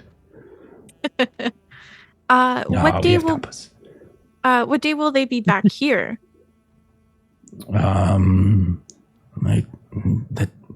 That I can answer. One moment. And he goes off, and he kind of goes off kind of to the end of the bar, reaches underneath, he pulls out what looks like a book. He flips through it. Today is November 29th. And so he comes back to you. They will be back December 7th. Okay, thank you. Yes. And she will, pick up another drink for Shaima because it feels rude to go up to the bar and not buy a drink, and then she'll go back. There you go. Now you're getting it. Shaima, if you're drinking that, give me another contest. Hell And this yes, I'm time, drinking it. this time, penalty die, and we'll see how it goes. Penalty dice. This is your third one. Ooh. Oh man. And let me know how you do. Roll well, or don't, and that'll be fun too. That's what I think. Failing around is Yeah, really fun yeah, too, you know? Oh man. Shaima's a tank. Yeah, no. She passed. And she rolled a Under 70. Very Extreme. nice. No problem. Like you just take a look at it. Whoosh. No issues. No issues whatsoever. She's a college kid. That tolerance is built up. That's fair. That's a great point. And, yeah. yeah, like a solid like foot and a half taller than most, but only like half again as wide. So I feel like she's college kid and huge. But being this level of like almost drunk, I think has given her some courage. So she'll kind of slurring and happily ask Dr. Key, like, "Oh, Dr. Key, can I borrow 5 pesos?" Of course. Okay, thank you. Dr. Key, aren't you going to ask what it's for? Well, No, Shaima can use money if she needs money. That's not how I would raise my child, but I understand. I am not Shaima's parent, so I don't see the need to parent her. She's a young woman. And mind you, you're saying this to the woman who's been feeding Shaima drinks tonight. So that is more like the fun aunt if we're comparing Amazing. familial relations. But when it's fine, Pastor. Don't worry. It's just for a fight that I'm going to win. It's fine. Oh, well, in that case. Yeah. Now Pastor Wood drops it. do you need more? I think I've got more, but you should come and you should bet on me. That's what I was gonna do. I was gonna bet on me so I could make some money. Okay. We're swinging back and forth here. Gambling is a sin. Fighting is not, but gambling is a sin. Oh, but then why would you fight if you're not gonna win and make something out of the winnings? Well, no, you should fight and win. That you shouldn't fight I'm and going to fight lose. and win. While Pastor and Shaima have this argument that I feel like we've had before, kind of just different flavors. Beverly will, quietly discuss with Marie and Patrick about how she had gone up and learned the name of that band when we had that like weird interaction, and express, this is something else that we need to follow up on. I feel like it fits kind of like along with everything else. It does seem that we should, while we're here, we should make our way through the circuit each night and see what information we can gather. Yes, I just worry about the exposure to it. Yeah. And like and Bev is kind of like getting a little bit more nervous after witnessing like your tongue grow really long, and it's giving her flashbacks to like the stretched kind of black man figure that she had seen, entity, and so Bev's ready to go back home to our hotel whenever you guys are ready. Pretty much is where she's just more quiet, reserved, just kind of paying more attention to everyone around us. Okay. Marie, So who's gonna come and bet on me? Someone has to bet on me. yes. I mean, I'm sure I could just find someone at the bar to bet on me. Probably. We will. I think we've had a lot of traveling expenses for today, but another day we will have our budget We will. We will do that. And she's sort of been, as this conversation's been happening and whatnot, she's sort of been edging to the edge of her seat a little bit. And she wants to see if she can like sneak to the back of the house at this club. Because I know like the musician sort of went out, and she wants to kind of just try to act as if she's sort of drunk and not quite sure where she's going, but see if she can get in the back just to see, because now like Bev's kind of put this in her mind about like the drink and what might be back there. So she wants to kind of try to just stumble back and see what she could see back there. All right, you can give me do a stealth test maybe, or you could do, instead of stealth, you could do something like if you have any kind of like acting skill. I know you have singing, but I don't think you have acting. I do not have acting. I've got charm.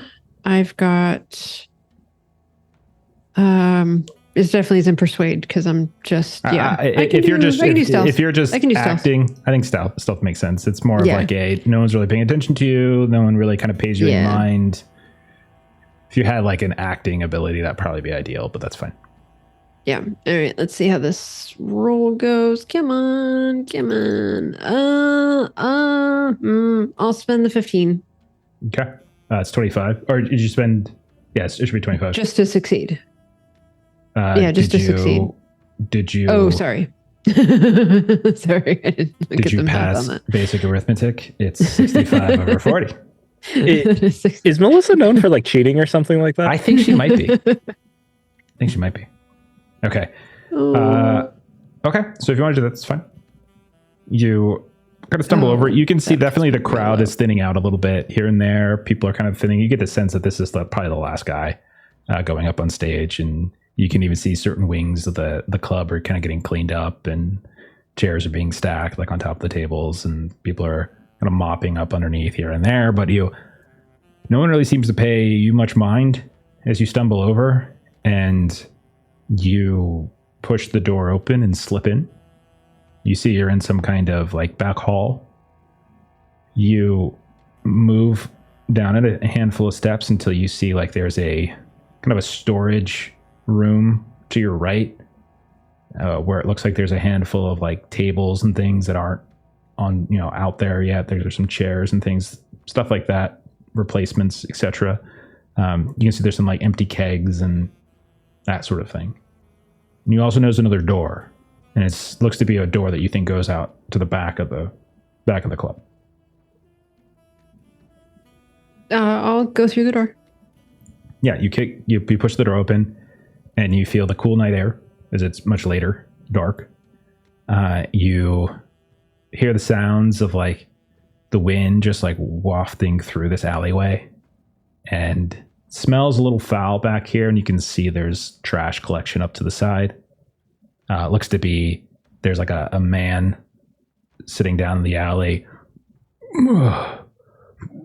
And he looks to be getting a little sick, as if he drank a little bit too much tonight. But you look left, Sure. You look right, and you don't see anything else than that. Maybe a cat darts across a sill somewhere higher up on the adjoining building.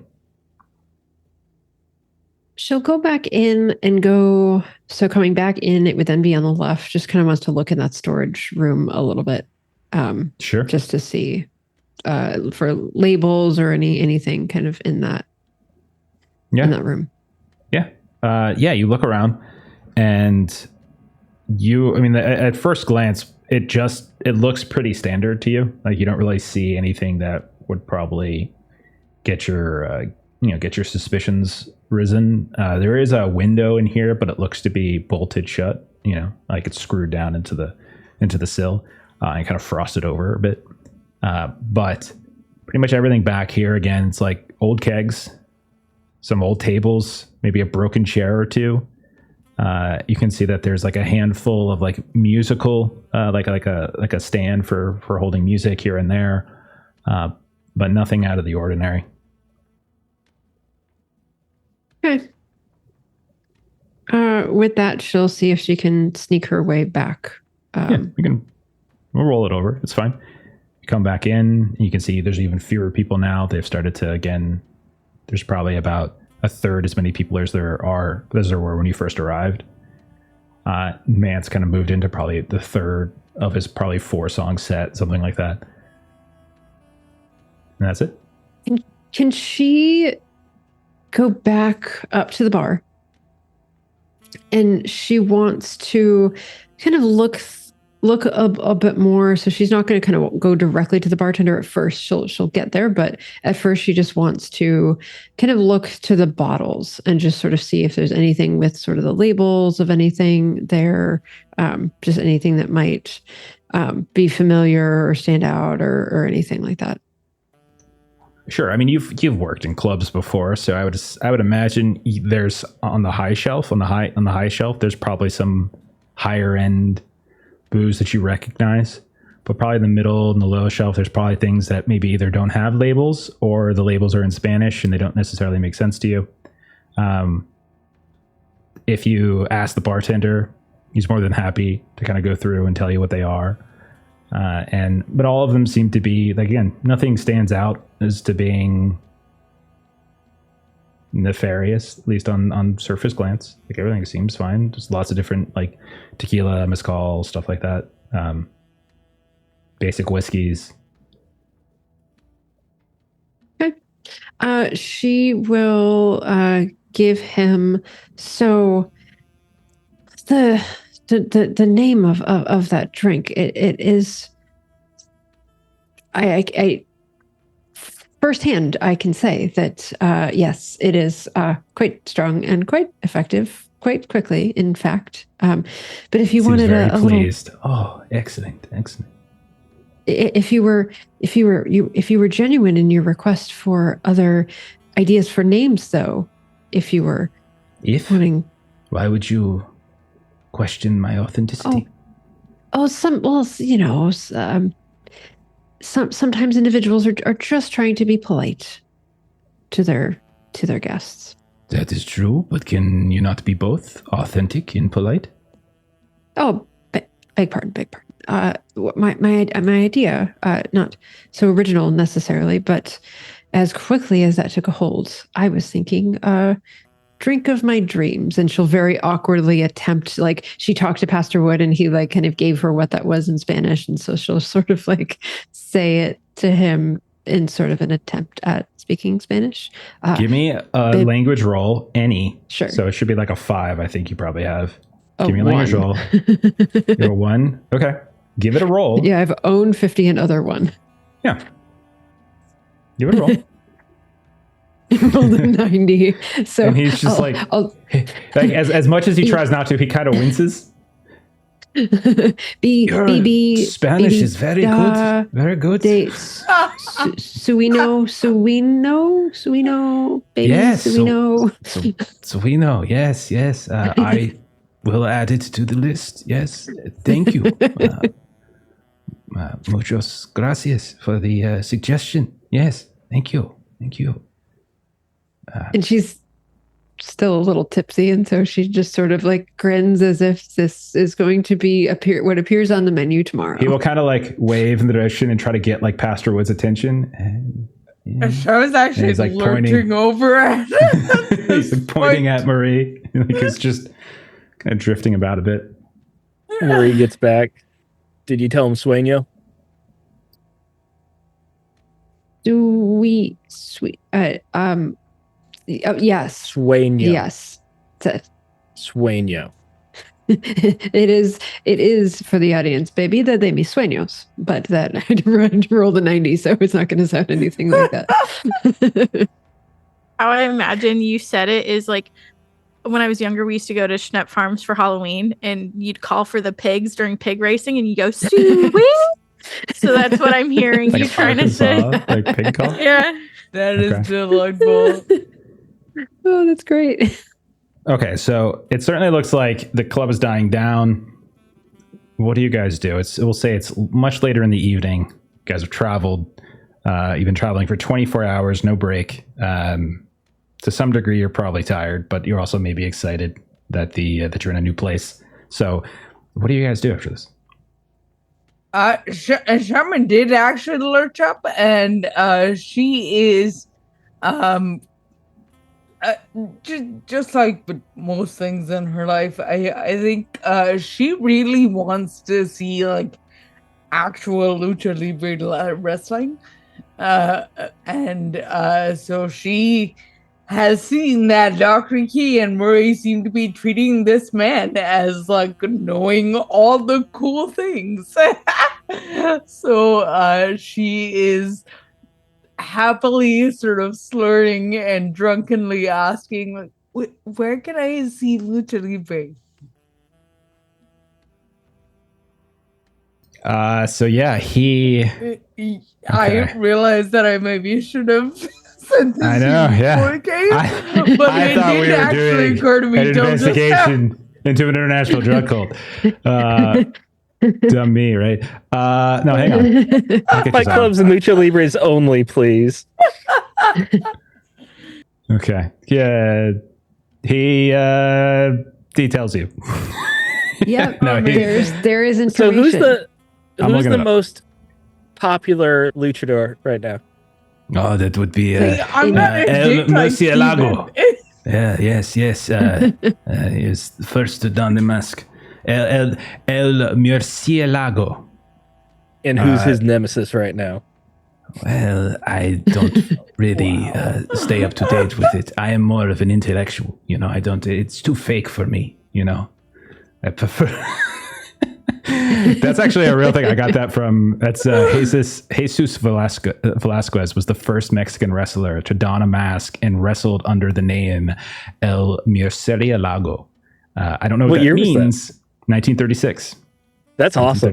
That's amazing. Hey, right when we're there. So I'm not sure if so he'll just say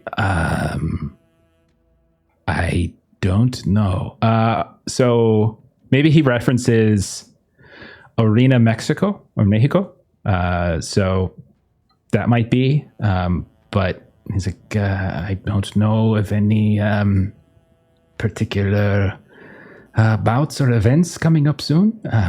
If you are staying in a hotel, perhaps your manager might have a better listing outside of the musical circuit. A great idea. I'll ask tomorrow. That's an excellent idea. Tomorrow, much better than right now.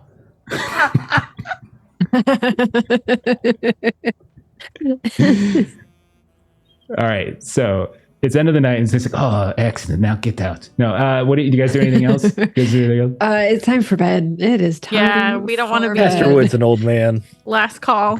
Mm-hmm. Okay. All right. So you guys Him go out. You try to annoyingly chipper.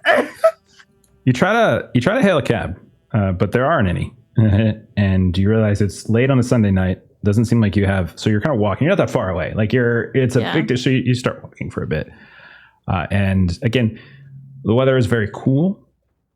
There's a light breeze, and whenever the breeze comes in, you can actually feel like a little bit of a chill, but it's not terrible. Like it's nothing like Arkham. Like you've just in Arkham for the past month, and it was much colder there during November than it is here. So all of you that have a light jacket on, you're probably feeling pretty good overall. You pass by like a handful of other folks that are on the street. Some people kind of laughing, others drunk. More than once, you look down an alleyway and you see that there's one or two people that are struggling. Not unlike the man that Marie saw in the background. Once or twice, someone approaches you, kind of asks for some change or something like that, and it's not like they're panhandling as much as they are like, you can see that they come up and they pull out like a small book and they're trying to read you something, and so once they do, they read you like a poem. And Pastor, what do you realize? They're literally trying to sell a poem to you. They're dressed in like colorful clothing here and there. You see a man in this like kind of light blue like guiabera, like one of those kind of button downs, and eventually finishes. And whether you tip or not, he's very polite. Then everybody go ahead and roll a listen test. Only no Hey. poetry is free. I mean, it I will is, spend the one luck to succeed on this. okay. I am just right on the border with all my rolls. I passed, but just barely. 47 under 50. Beverly does not. She hard fails 93. Okay, fair enough. 13 under 50 for Shaman. Okay, everyone but Beverly and Patrick. You hear something suddenly wafting out of this kind of side street. You hear a song. At first, it's kind of soft and quiet and distant, but it sounds familiar. The voice, especially. And Marie, you've heard this song before. You hear the sound of the music in the background, sort of this gentle kind of classical guitar, some accompaniment, and you hear a woman's voice come over top of it. And it is not the same song that you heard inside the flop house and such in Los Angeles or in Trammell's mansion, but it's the same woman. And it's the same, you can tell like the composition is similar, so likely the same band that's backing her up. But you recognize the voice, all of you. And Marie, you remember hearing this particular song, in fact, when you were going about your business in Arkham. You pulled out a record, Los Discos. And as you hear that song, and now I'll say, Pastor Wood, you recognize the voice as well. Shima as well. Two of you have not heard the song before, but you certainly recognize it. And as you're kind of at the sort of the entranceway to this alley, like you can see, and there's nothing, like there's nobody in it. There's maybe a cat that kind of climbs up. So he just darts up to the roof of one of these buildings. And it's just like a series of like homes, like apartment buildings and such. And Pastor Wood, your spot hidden so high, you can see in the distance, up on the right, second floor, there's like a little bit of like a fire escape, an exterior kind of, not even a fire escape, an exterior stairway that kind of goes up, and there is a light coming out of a window that you think is open, and you're pretty confident is where that music is coming from. I would point out the window.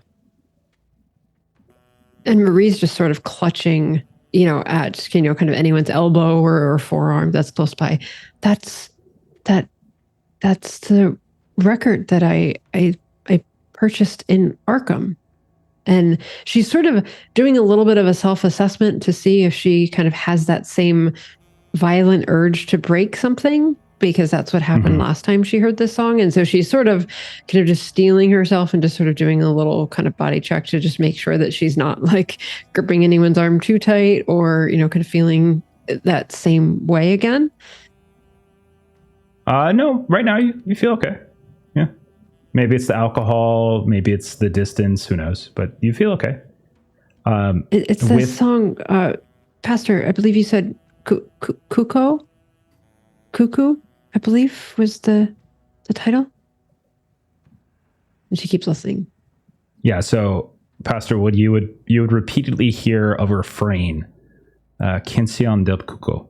So, or not even that, you probably wouldn't hear that as a refrain, but you'd hear Del Cuco over and over, right?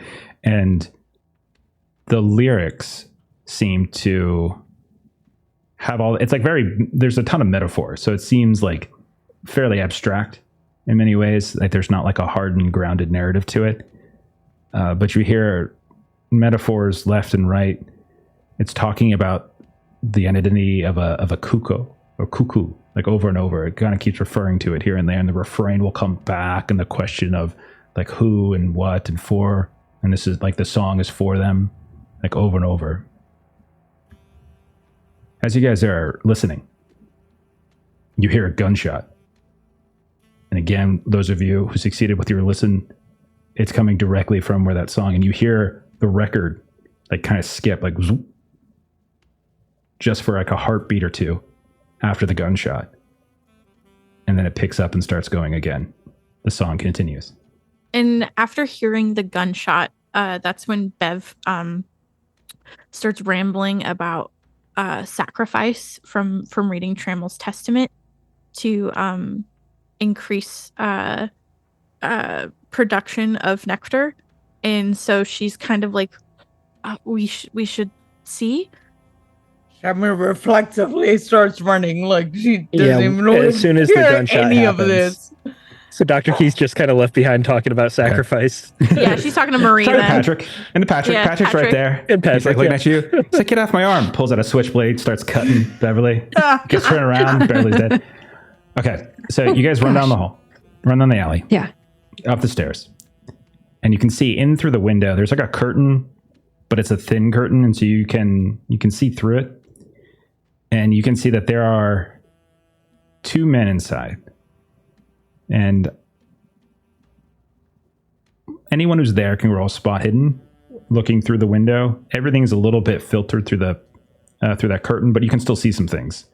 There's a little lantern or a lamp in the corner that's giving some dim ambiance, and you can see next to it there is the table on which the record's playing, and it still is playing. But anybody who would like to roll spot hidden, please do. Hard success, 22 under 88. Extraordinary success. Sorry. 10 under 72. Very nice. Get a Sorry, hard, go ahead, Shima. extreme, and Shima. 64 under 70 is just so Okay. regular. Okay, The whole so spectrum. yeah, so Yeah, we did. I'll say this: with all of those successes, all of you can see that both of these men are dead. They are kind of sitting across from each other, and one of them, you can see their throat has been slashed quite thickly, and there's blood on their chest. And I'll say, with the extreme success, you can actually still see blood dripping, like it's actively dripping down. The other man, and this is hard success and above, you can see that he has a bloody knife in his hand, and he has been shot in the chest. And you can see he's lying against an end table. And I would say hard success in, actually no, that anyone can see the knife, I'm sorry. But hard success and extreme success can also notice that there are bodies, and they're wearing pretty standard fare. You can see they're both wearing like these kind of button down long sleeve shirts that have been rolled up here and there. And their faces, their arms, their bodies, they're bruised, and they're like covered in bruises. They're covered in scrapes, and it looks like they've been severely kind of pummeled here and there. It's hard to get anything more that, but that's the extent of what you can see from out here. There is a door right next to the window. You don't see anybody moving about inside. The only movement you see through the window is the spinning of the record and the dripping of the blood. I would immediately try the door. Okay. I'm going to need either a locksmith test if you have locksmith, or if you want to just try to knock it down, you can give me a strength test. And if I was somebody really wants, hoping you'd say it was unlocked. it is not. As you go to it is I'm locked. happy to help with the strength test. If that's the case, Yeah, Pastor Wood will step aside. Okay. Shima, give us the strength test. If the two of you are doing it together, Shima, you can do it with a bonus die. If you want. If I'll help, yeah. but Shima's better, definitely stronger.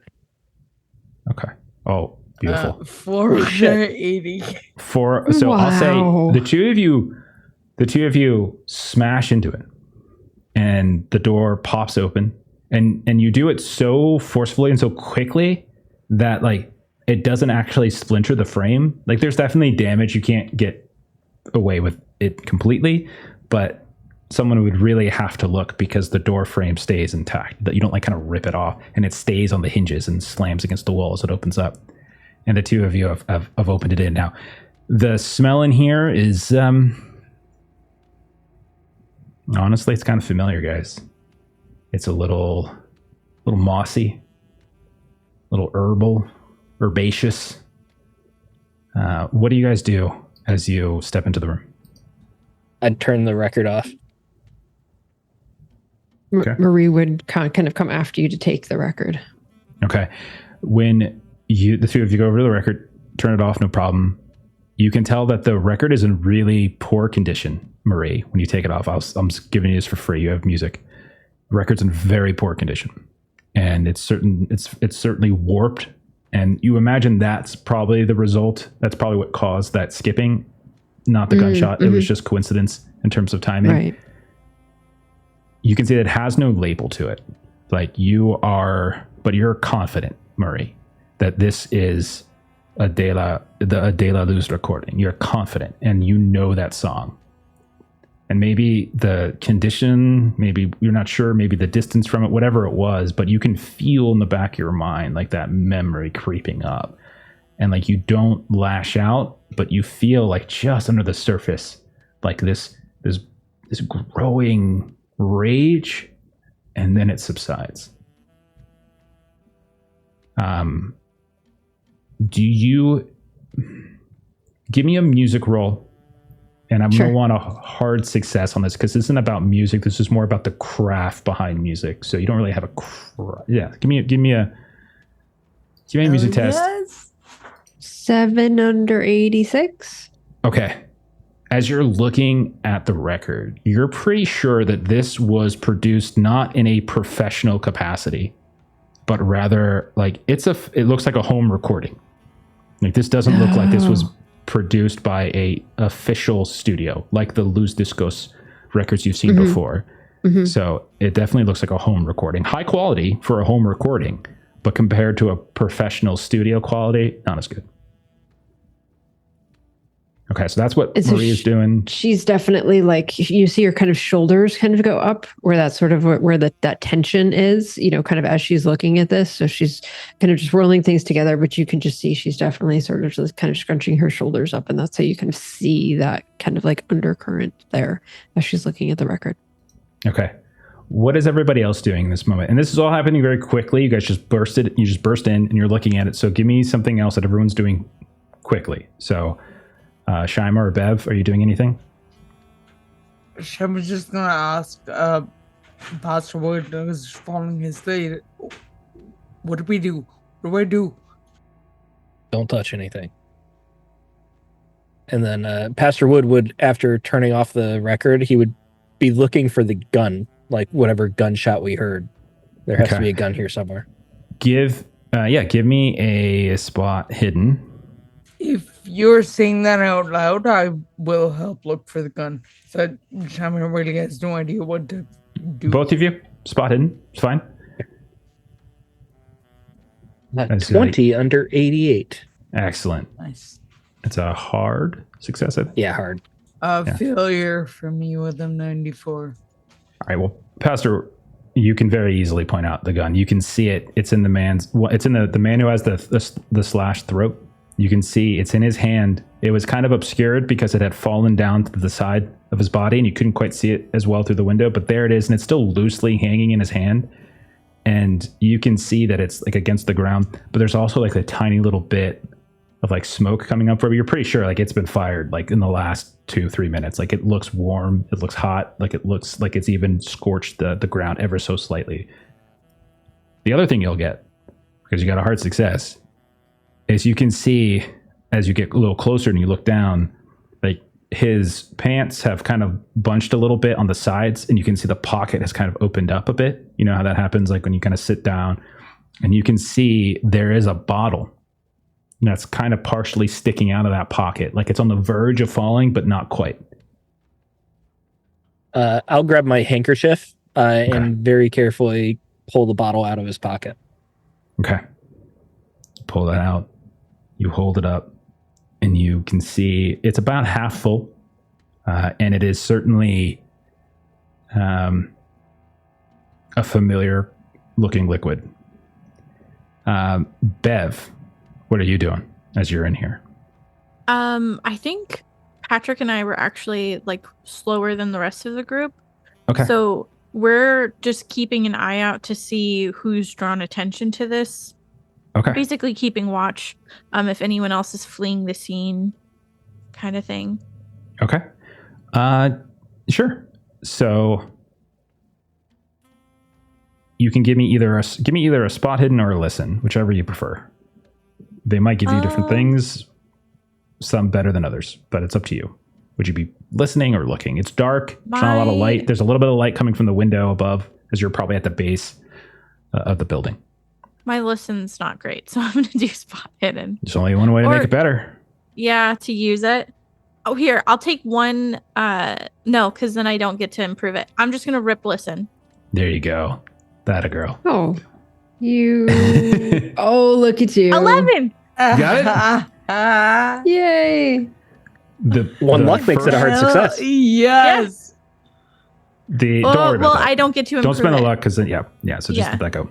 It's okay. I don't think you would get anything better from a hard success. You hear, so first of all, you hear the sounds of, some voices here and there from some of the other apartments. You see a light come on or two on some of these other apartments in this alley. But most notably, you hear in the first floor of the building, there is like shuffling coming up through the door. The light comes on and you can hear like two people talking back and forth.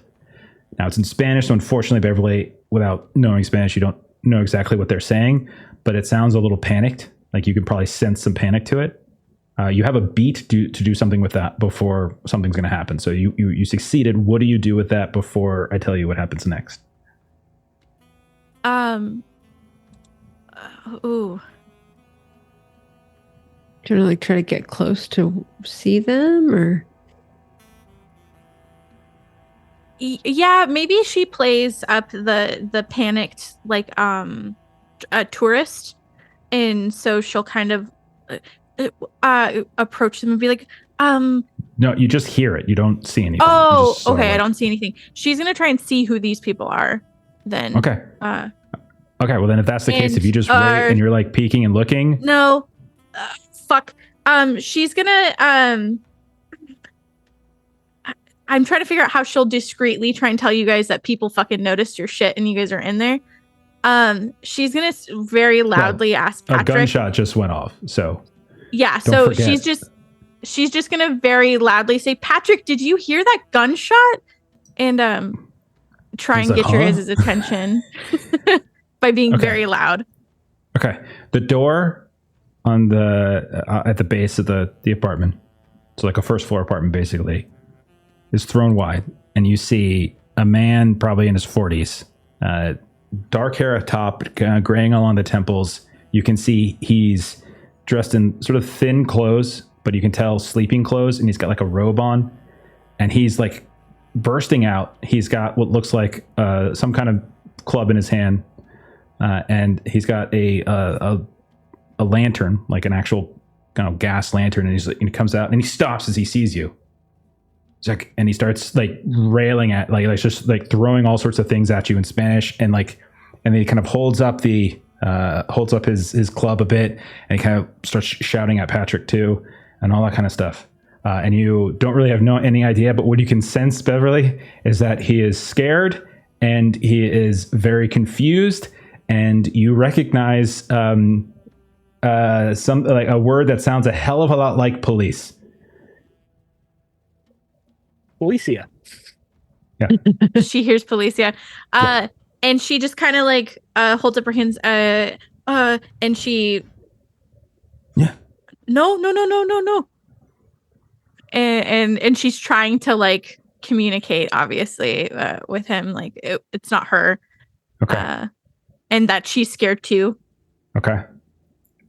Those of you up in the apartment, you hear the sounds of Bev yelling from below, and I would say you also probably hear the sounds now of a very irate and confused Spanish-speaking man yelling from below.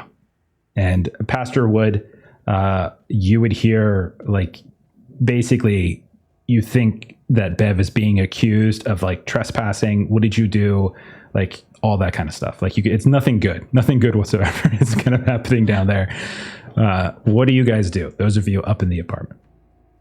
Well, I just got this bottle, but then we hear this, so I'm just gonna keep it in the handkerchief, shove it in my pocket, go down the stairs, and try to translate as best I can for Bev, and just simply explain that we were walking by, we heard the gunshot, and we tried to render assistance. I would just say we heard the gunshot. Okay. We're And Marie scared. will follow past her out because she hears Bev's voice speaking loudly. And given that we were trying to be quiet, that would be weird that Bev would be speaking loud. So she's just going to, kind of Okay. take the record and follow past her out. Okay. So you take the record, and did you take the bottle? Did you pocket Yeah, it? I put it in my pocket. Gotcha. So the two of you go down. Pastor, Wood, you immediately try to intervene. Shaima, what do? Do you just follow? Is there something else you wanted to do in the apartment? No, I'm looking for their IDs and before I go. Okay. And So then you're I will join them. okay. So when you say looking for their IDs, are you looking on their persons, or are you? Yeah. I'm looking Okay. in the inside jacket pocket and pants pockets because those are instinctively places I would think look, but Sure. not more than those 3 locations on each of them. Because Okay. I want to get out quick. Roll a luck test. Okay. Well, you've got pretty high luck, right? No, I Not don't. anymore. Oh no! Oh gosh, you don't have high luck anymore. Wow. That's a fail with an 86. Oh no! Okay. You start rifling through their pockets. You do find another bottle, this time empty. It looks just like the one that Pastor Wood, but it's empty. You can see there's maybe a little residue at the bottom, but for the most part, it looks empty. You find a couple pesos, but you find no sign of any sort of identification on them.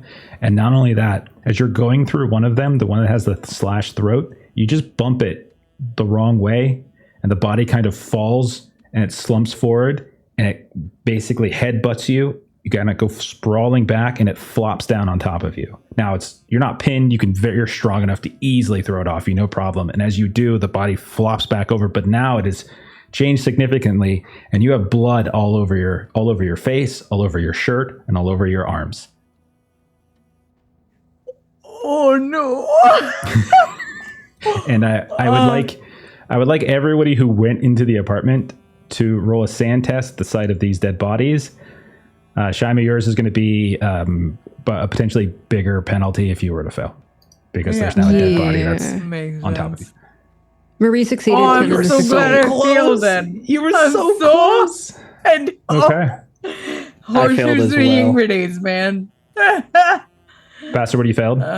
Yeah, 74 over 64. Just one sanity loss from you. You saw these dead bodies, and it's not the first time you've seen dead bodies, but it is kind of a holy, just first night in Mexico. Marie, how did you do? I succeeded 10 under 58. All right, you held it together. Maybe it's the drink. Maybe your faculties weren't about you, or maybe you were just too focused on the record. Whatever it was, you didn't really look at the bodies too much. Shaima, unfortunately, yours is a roll, not just a 1. As the body fell on top of you, that's 3 points of sanity loss for Shaima. Oh man! That was max. It was a D3. 3 on a D3. Okay. Oh, that's okay. In Pastor Wood's words echo, don't touch anything. Says the guy who took a bottle out of the bottle. Who I'm a hypocrite. Who also I admit it. stopped the record player and then helped Marie take the record. Do Classic- as I say. classic circuit Not teacher. as I do. You play your role so well, Steve. Sorry, I'm shitting Eddie Walnuts. Just comes naturally. Okay. So downstairs, Pastor Wood, you intervene. You try to calm the guy down. You're speaking. Give me a persuade roll. I think makes sense. Or if you want to fast talk is fine. No, I too. don't do fast talk. I do persuade.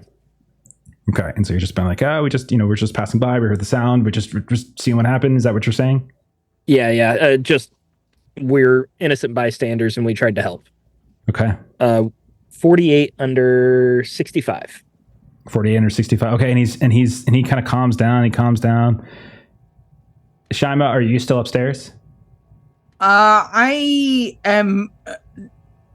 I think I have enough sense to. Well, now that I'm covered in blood, I'm not gonna join them. Okay. But I don't have my faculties move in. immediately around me, so it doesn't occur to me to put the body back in any normal way, and I just shove it off of me, and I Okay. don't care how it lands, and I bolt out the door in a random direction away from the conversation. You just start running? Yeah. Okay. Yeah, just away from this And so Pastor Woods, you're calming this guy down. It's like, oh, we just heard, like, it was nothing. We didn't do anything. We had nothing to do with it. And he was just like, I'm so tired of them. They're always playing their music so late, so loud, and always arguing. And this is now a gunshot. This is absolutely unacceptable. And he's like yelling at you and taking it out on you. And then Shima runs down, covered in blood. Impossible not to see as she runs literally like inches past you, because like you guys are at the base of the stairs at the landing, and she runs right past, and he's like, what's happening? And he's like, and he starts raising it up again, and he's like, Policia, and he kind of starts panicking once more. What do you guys do? Shaman keeps running. She's not stopping. Now, what in the hell got into her? Her elevator don't go all the way to the top. Marie would try to kind of piggyback on what Pastor had been saying. They were already dead when we got there, and there wasn't anything that we could do. Do you translate that, Pastor Wood?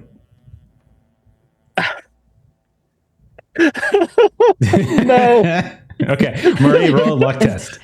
Roll a luck test, Marie, as you say that. No. I have 27 luck. I just need to say for the record before I rip this. I want to see if this guy just happens to know a handful of words in English. That's really what I'm rolling here. Come on. That is one they might know. Come on. 7 out of 27. Okay. Yes. He doesn't recognize it, but he's panicking. But he's kind of panicking. He's like, and he keeps telling, he's telling Pastor Wood of like, Policia, on their way, you're staying here. Like if you did anything, they're going to throw you in jail. And he's just like pointing this, like this, what looks to you at this point, now that you get kind of close, it's like some small little club that he might have. It's like nothing special. And he's just kind of waving it at you. And he's like, you're going to stay here and you're going to answer questions. I'm not going down for this. And he's like constantly like threatening you with this. What do you, you can tell Pastor this guy Wood is so panicked. Is so good at de-escalation that when someone threatens him, he starts getting frustrated and angry. Here we go again. Oh no, my Trey. This is going to happen again. If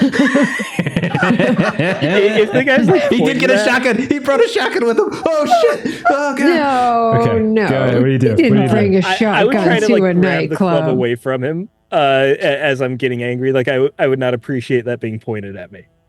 Okay. Roll a brawl test. Well, I'd Marie love was to be saying, I'm not sure what Steven's You're doing great. is. It's just This is does not how he plays. de-escalate. So I'm going to take a boost on this. Marie is trying my. to de-escalate. Oh no, never mind. It's a 7.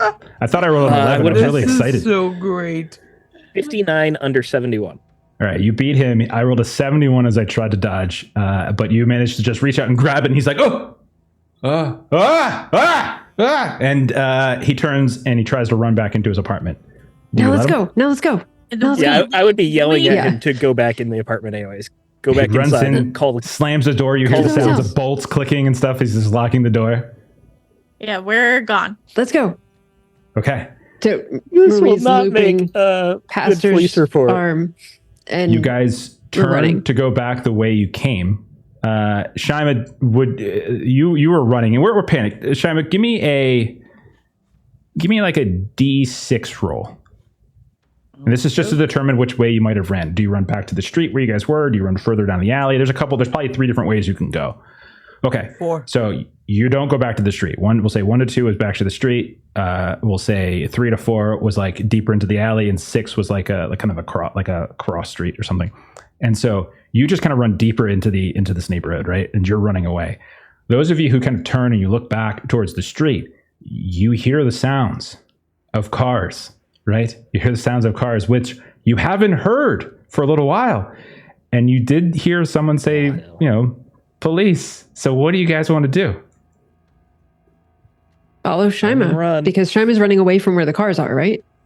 She's lucky in that way. Yeah, she's just running back towards. She's running deeper into the neighborhood. Yeah. It's going to be really bad for her if she ran onto the street as the police show up, covered in blood, and there's 2 dead bodies down the alleyway. That would have looked really bad for her. Okay, God damn it. Yeah, so if the cars are by the street, then we're running after Shima away from the street. I would drop the club too. I didn't actually want to keep it. I just didn't like being threatened with it. You drop the club. and you start running deeper into the alley, deeper into this neighborhood. You hear the sounds of cars kind of turning down the alley. You hear the sounds of voices shouting in Spanish. They become quieter and quieter. You look back at one point. We'll say Pastor and Bev and Patrick and Marie. You kind of look back. You're trying to chase after Shaima, who is the most athletic one of the group. And so it's hard for you guys to keep pace with her. But you're running. And she is just like zigzagging. Like she's like running panicked. She doesn't know which way she's going. She's like, this is the neighborhood. It is not a grid system. It is complex. And she's kind of like weaving around, kind of turns one way, cuts through this like small little garden in the park, hops over what looks like a place where a series of like carts and things kind of get set up maybe in the morning for like a little mini market square. Marie, you look back and you see these two cars just sort of pin directly in front of the apartment. You look at the side of the door on these cars, and you remember the description that Janet Winston Rogers gave you of the cars from the dream she had, and you kind of stumble for a moment as you look back. And then you turn, you hear the sounds of like footsteps as you watch as Pastor Wood runs away from you, and Beverly runs away from you, and Patrick runs away from you, and Shima's already, and there's like one after the other, thump, thump, thump, thump, thump, thump, and the sound begins to make sense, and it sort of harkens back to the sounds of footsteps and boot echoing on cobblestone. You turn, you start to run. You're a couple steps behind. Click, click, click. And then suddenly the sounds of the boots starts to change, and you hear woof, woof, sounds of like wings, and you hear squawk, squawk, and you hear the sounds of like birds squawking, and you instinctually kind of look up at the sky. You see a light go on here, a light go on there. The sounds just kind of echoing. You're running, and that's where we're going to end for tonight, and we'll pick up on that next time. Amazing. Great first night. Great first night in Mexico, guys. Oh my god. I am. You're already wanted for murder. I am so glad that I get to hours. be the one who speaks Spanish, because I'm going to make every situation worse. Like, that's just going to be my goal throughout this whole time. Honestly, I think you did a decent job of de-escalating. I think you actually did a decent job of de-escalating. Oh, goodness. Oh my gosh. Boy, Wow. Boy, I didn't see that coming in the first session. I was I like, oh, didn't yeah, either. it'll Holy probably be shit. the third or fourth That's day so before good. they're accused of murder and chased by the cops. Like, it's probably going to be a couple days. But no, We're here we just are. going to go to a bar, listen to some music. Yep. Yeah. That's working out real well for you guys. Okay, so that is the end of this session. We are fully in Mexico now. I'm very excited for this. I strongly apologize to anybody who speaks Spanish for my terrible pronunciation, but I will do my best to improve as this chapter progresses. But that's about it. Let's do some closing plugs and we'll get on out of here. So, Steven, let's hear what Maitre has to say about her YouTube channel and what she's doing on the internet. So go ahead, Maitre. I continue to not be Steven, but I am Mighty Plays Games on YouTube, where I make multi-system or system agnostic content about tabletop that really centers the human player experience. So if you want to check that kind of thing out, you should check it out. Fantastic. And again, if you're listening to this on podcast, if you're watching this later on YouTube, just check the description. You'll find links to Maitre's stuff and a couple other things here and there as well. All right. Who else? Who I think that's... Oh, okay. Steven. What's up, man? I hear you're doing stuff. Hey, I continue to be Steven. I'm working on a Weird West game called Huckleberry. It's a lot of fun.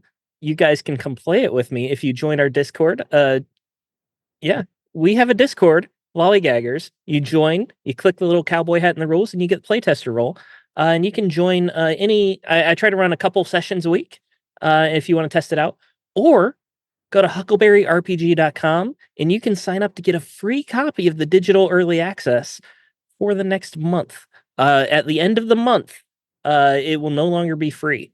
So only early adopters get the chance for that. So head on over there and get yourself a early reservation. Fantastic. That is one of many reasons to join the Discord. The other one, another one that's going on right now for the next week or so, we're going to be doing a giveaway from our good pals at Norse Foundry.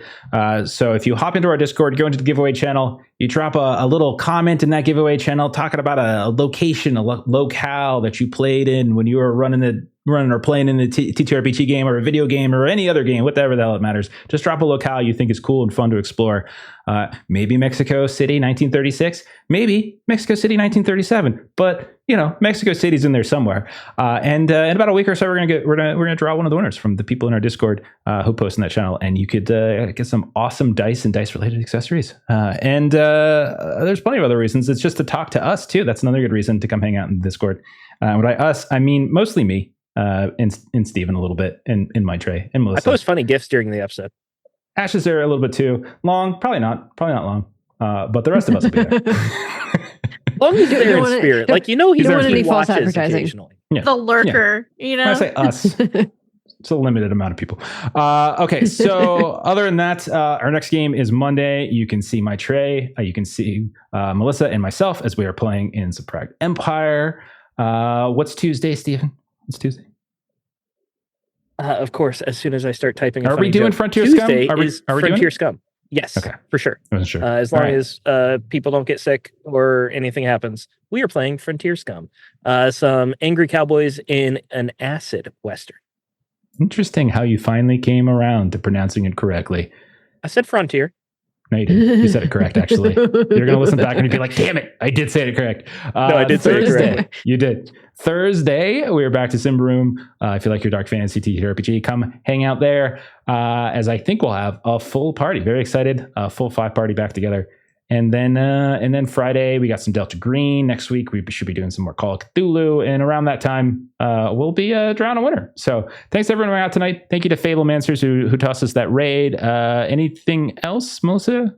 Thanks to those of you who threw some bits. I saw Chuck dropped us some bits. That was nice. Yeah. Awesome. Yep. Thank you. All right. We're going to raid our friends over at Lost Caravan RPG. Have a great rest of your night. Rest of your weekend. See y'all later. Bye-bye. Oh no. Farewell. Long's not here. I'll be seeing ya.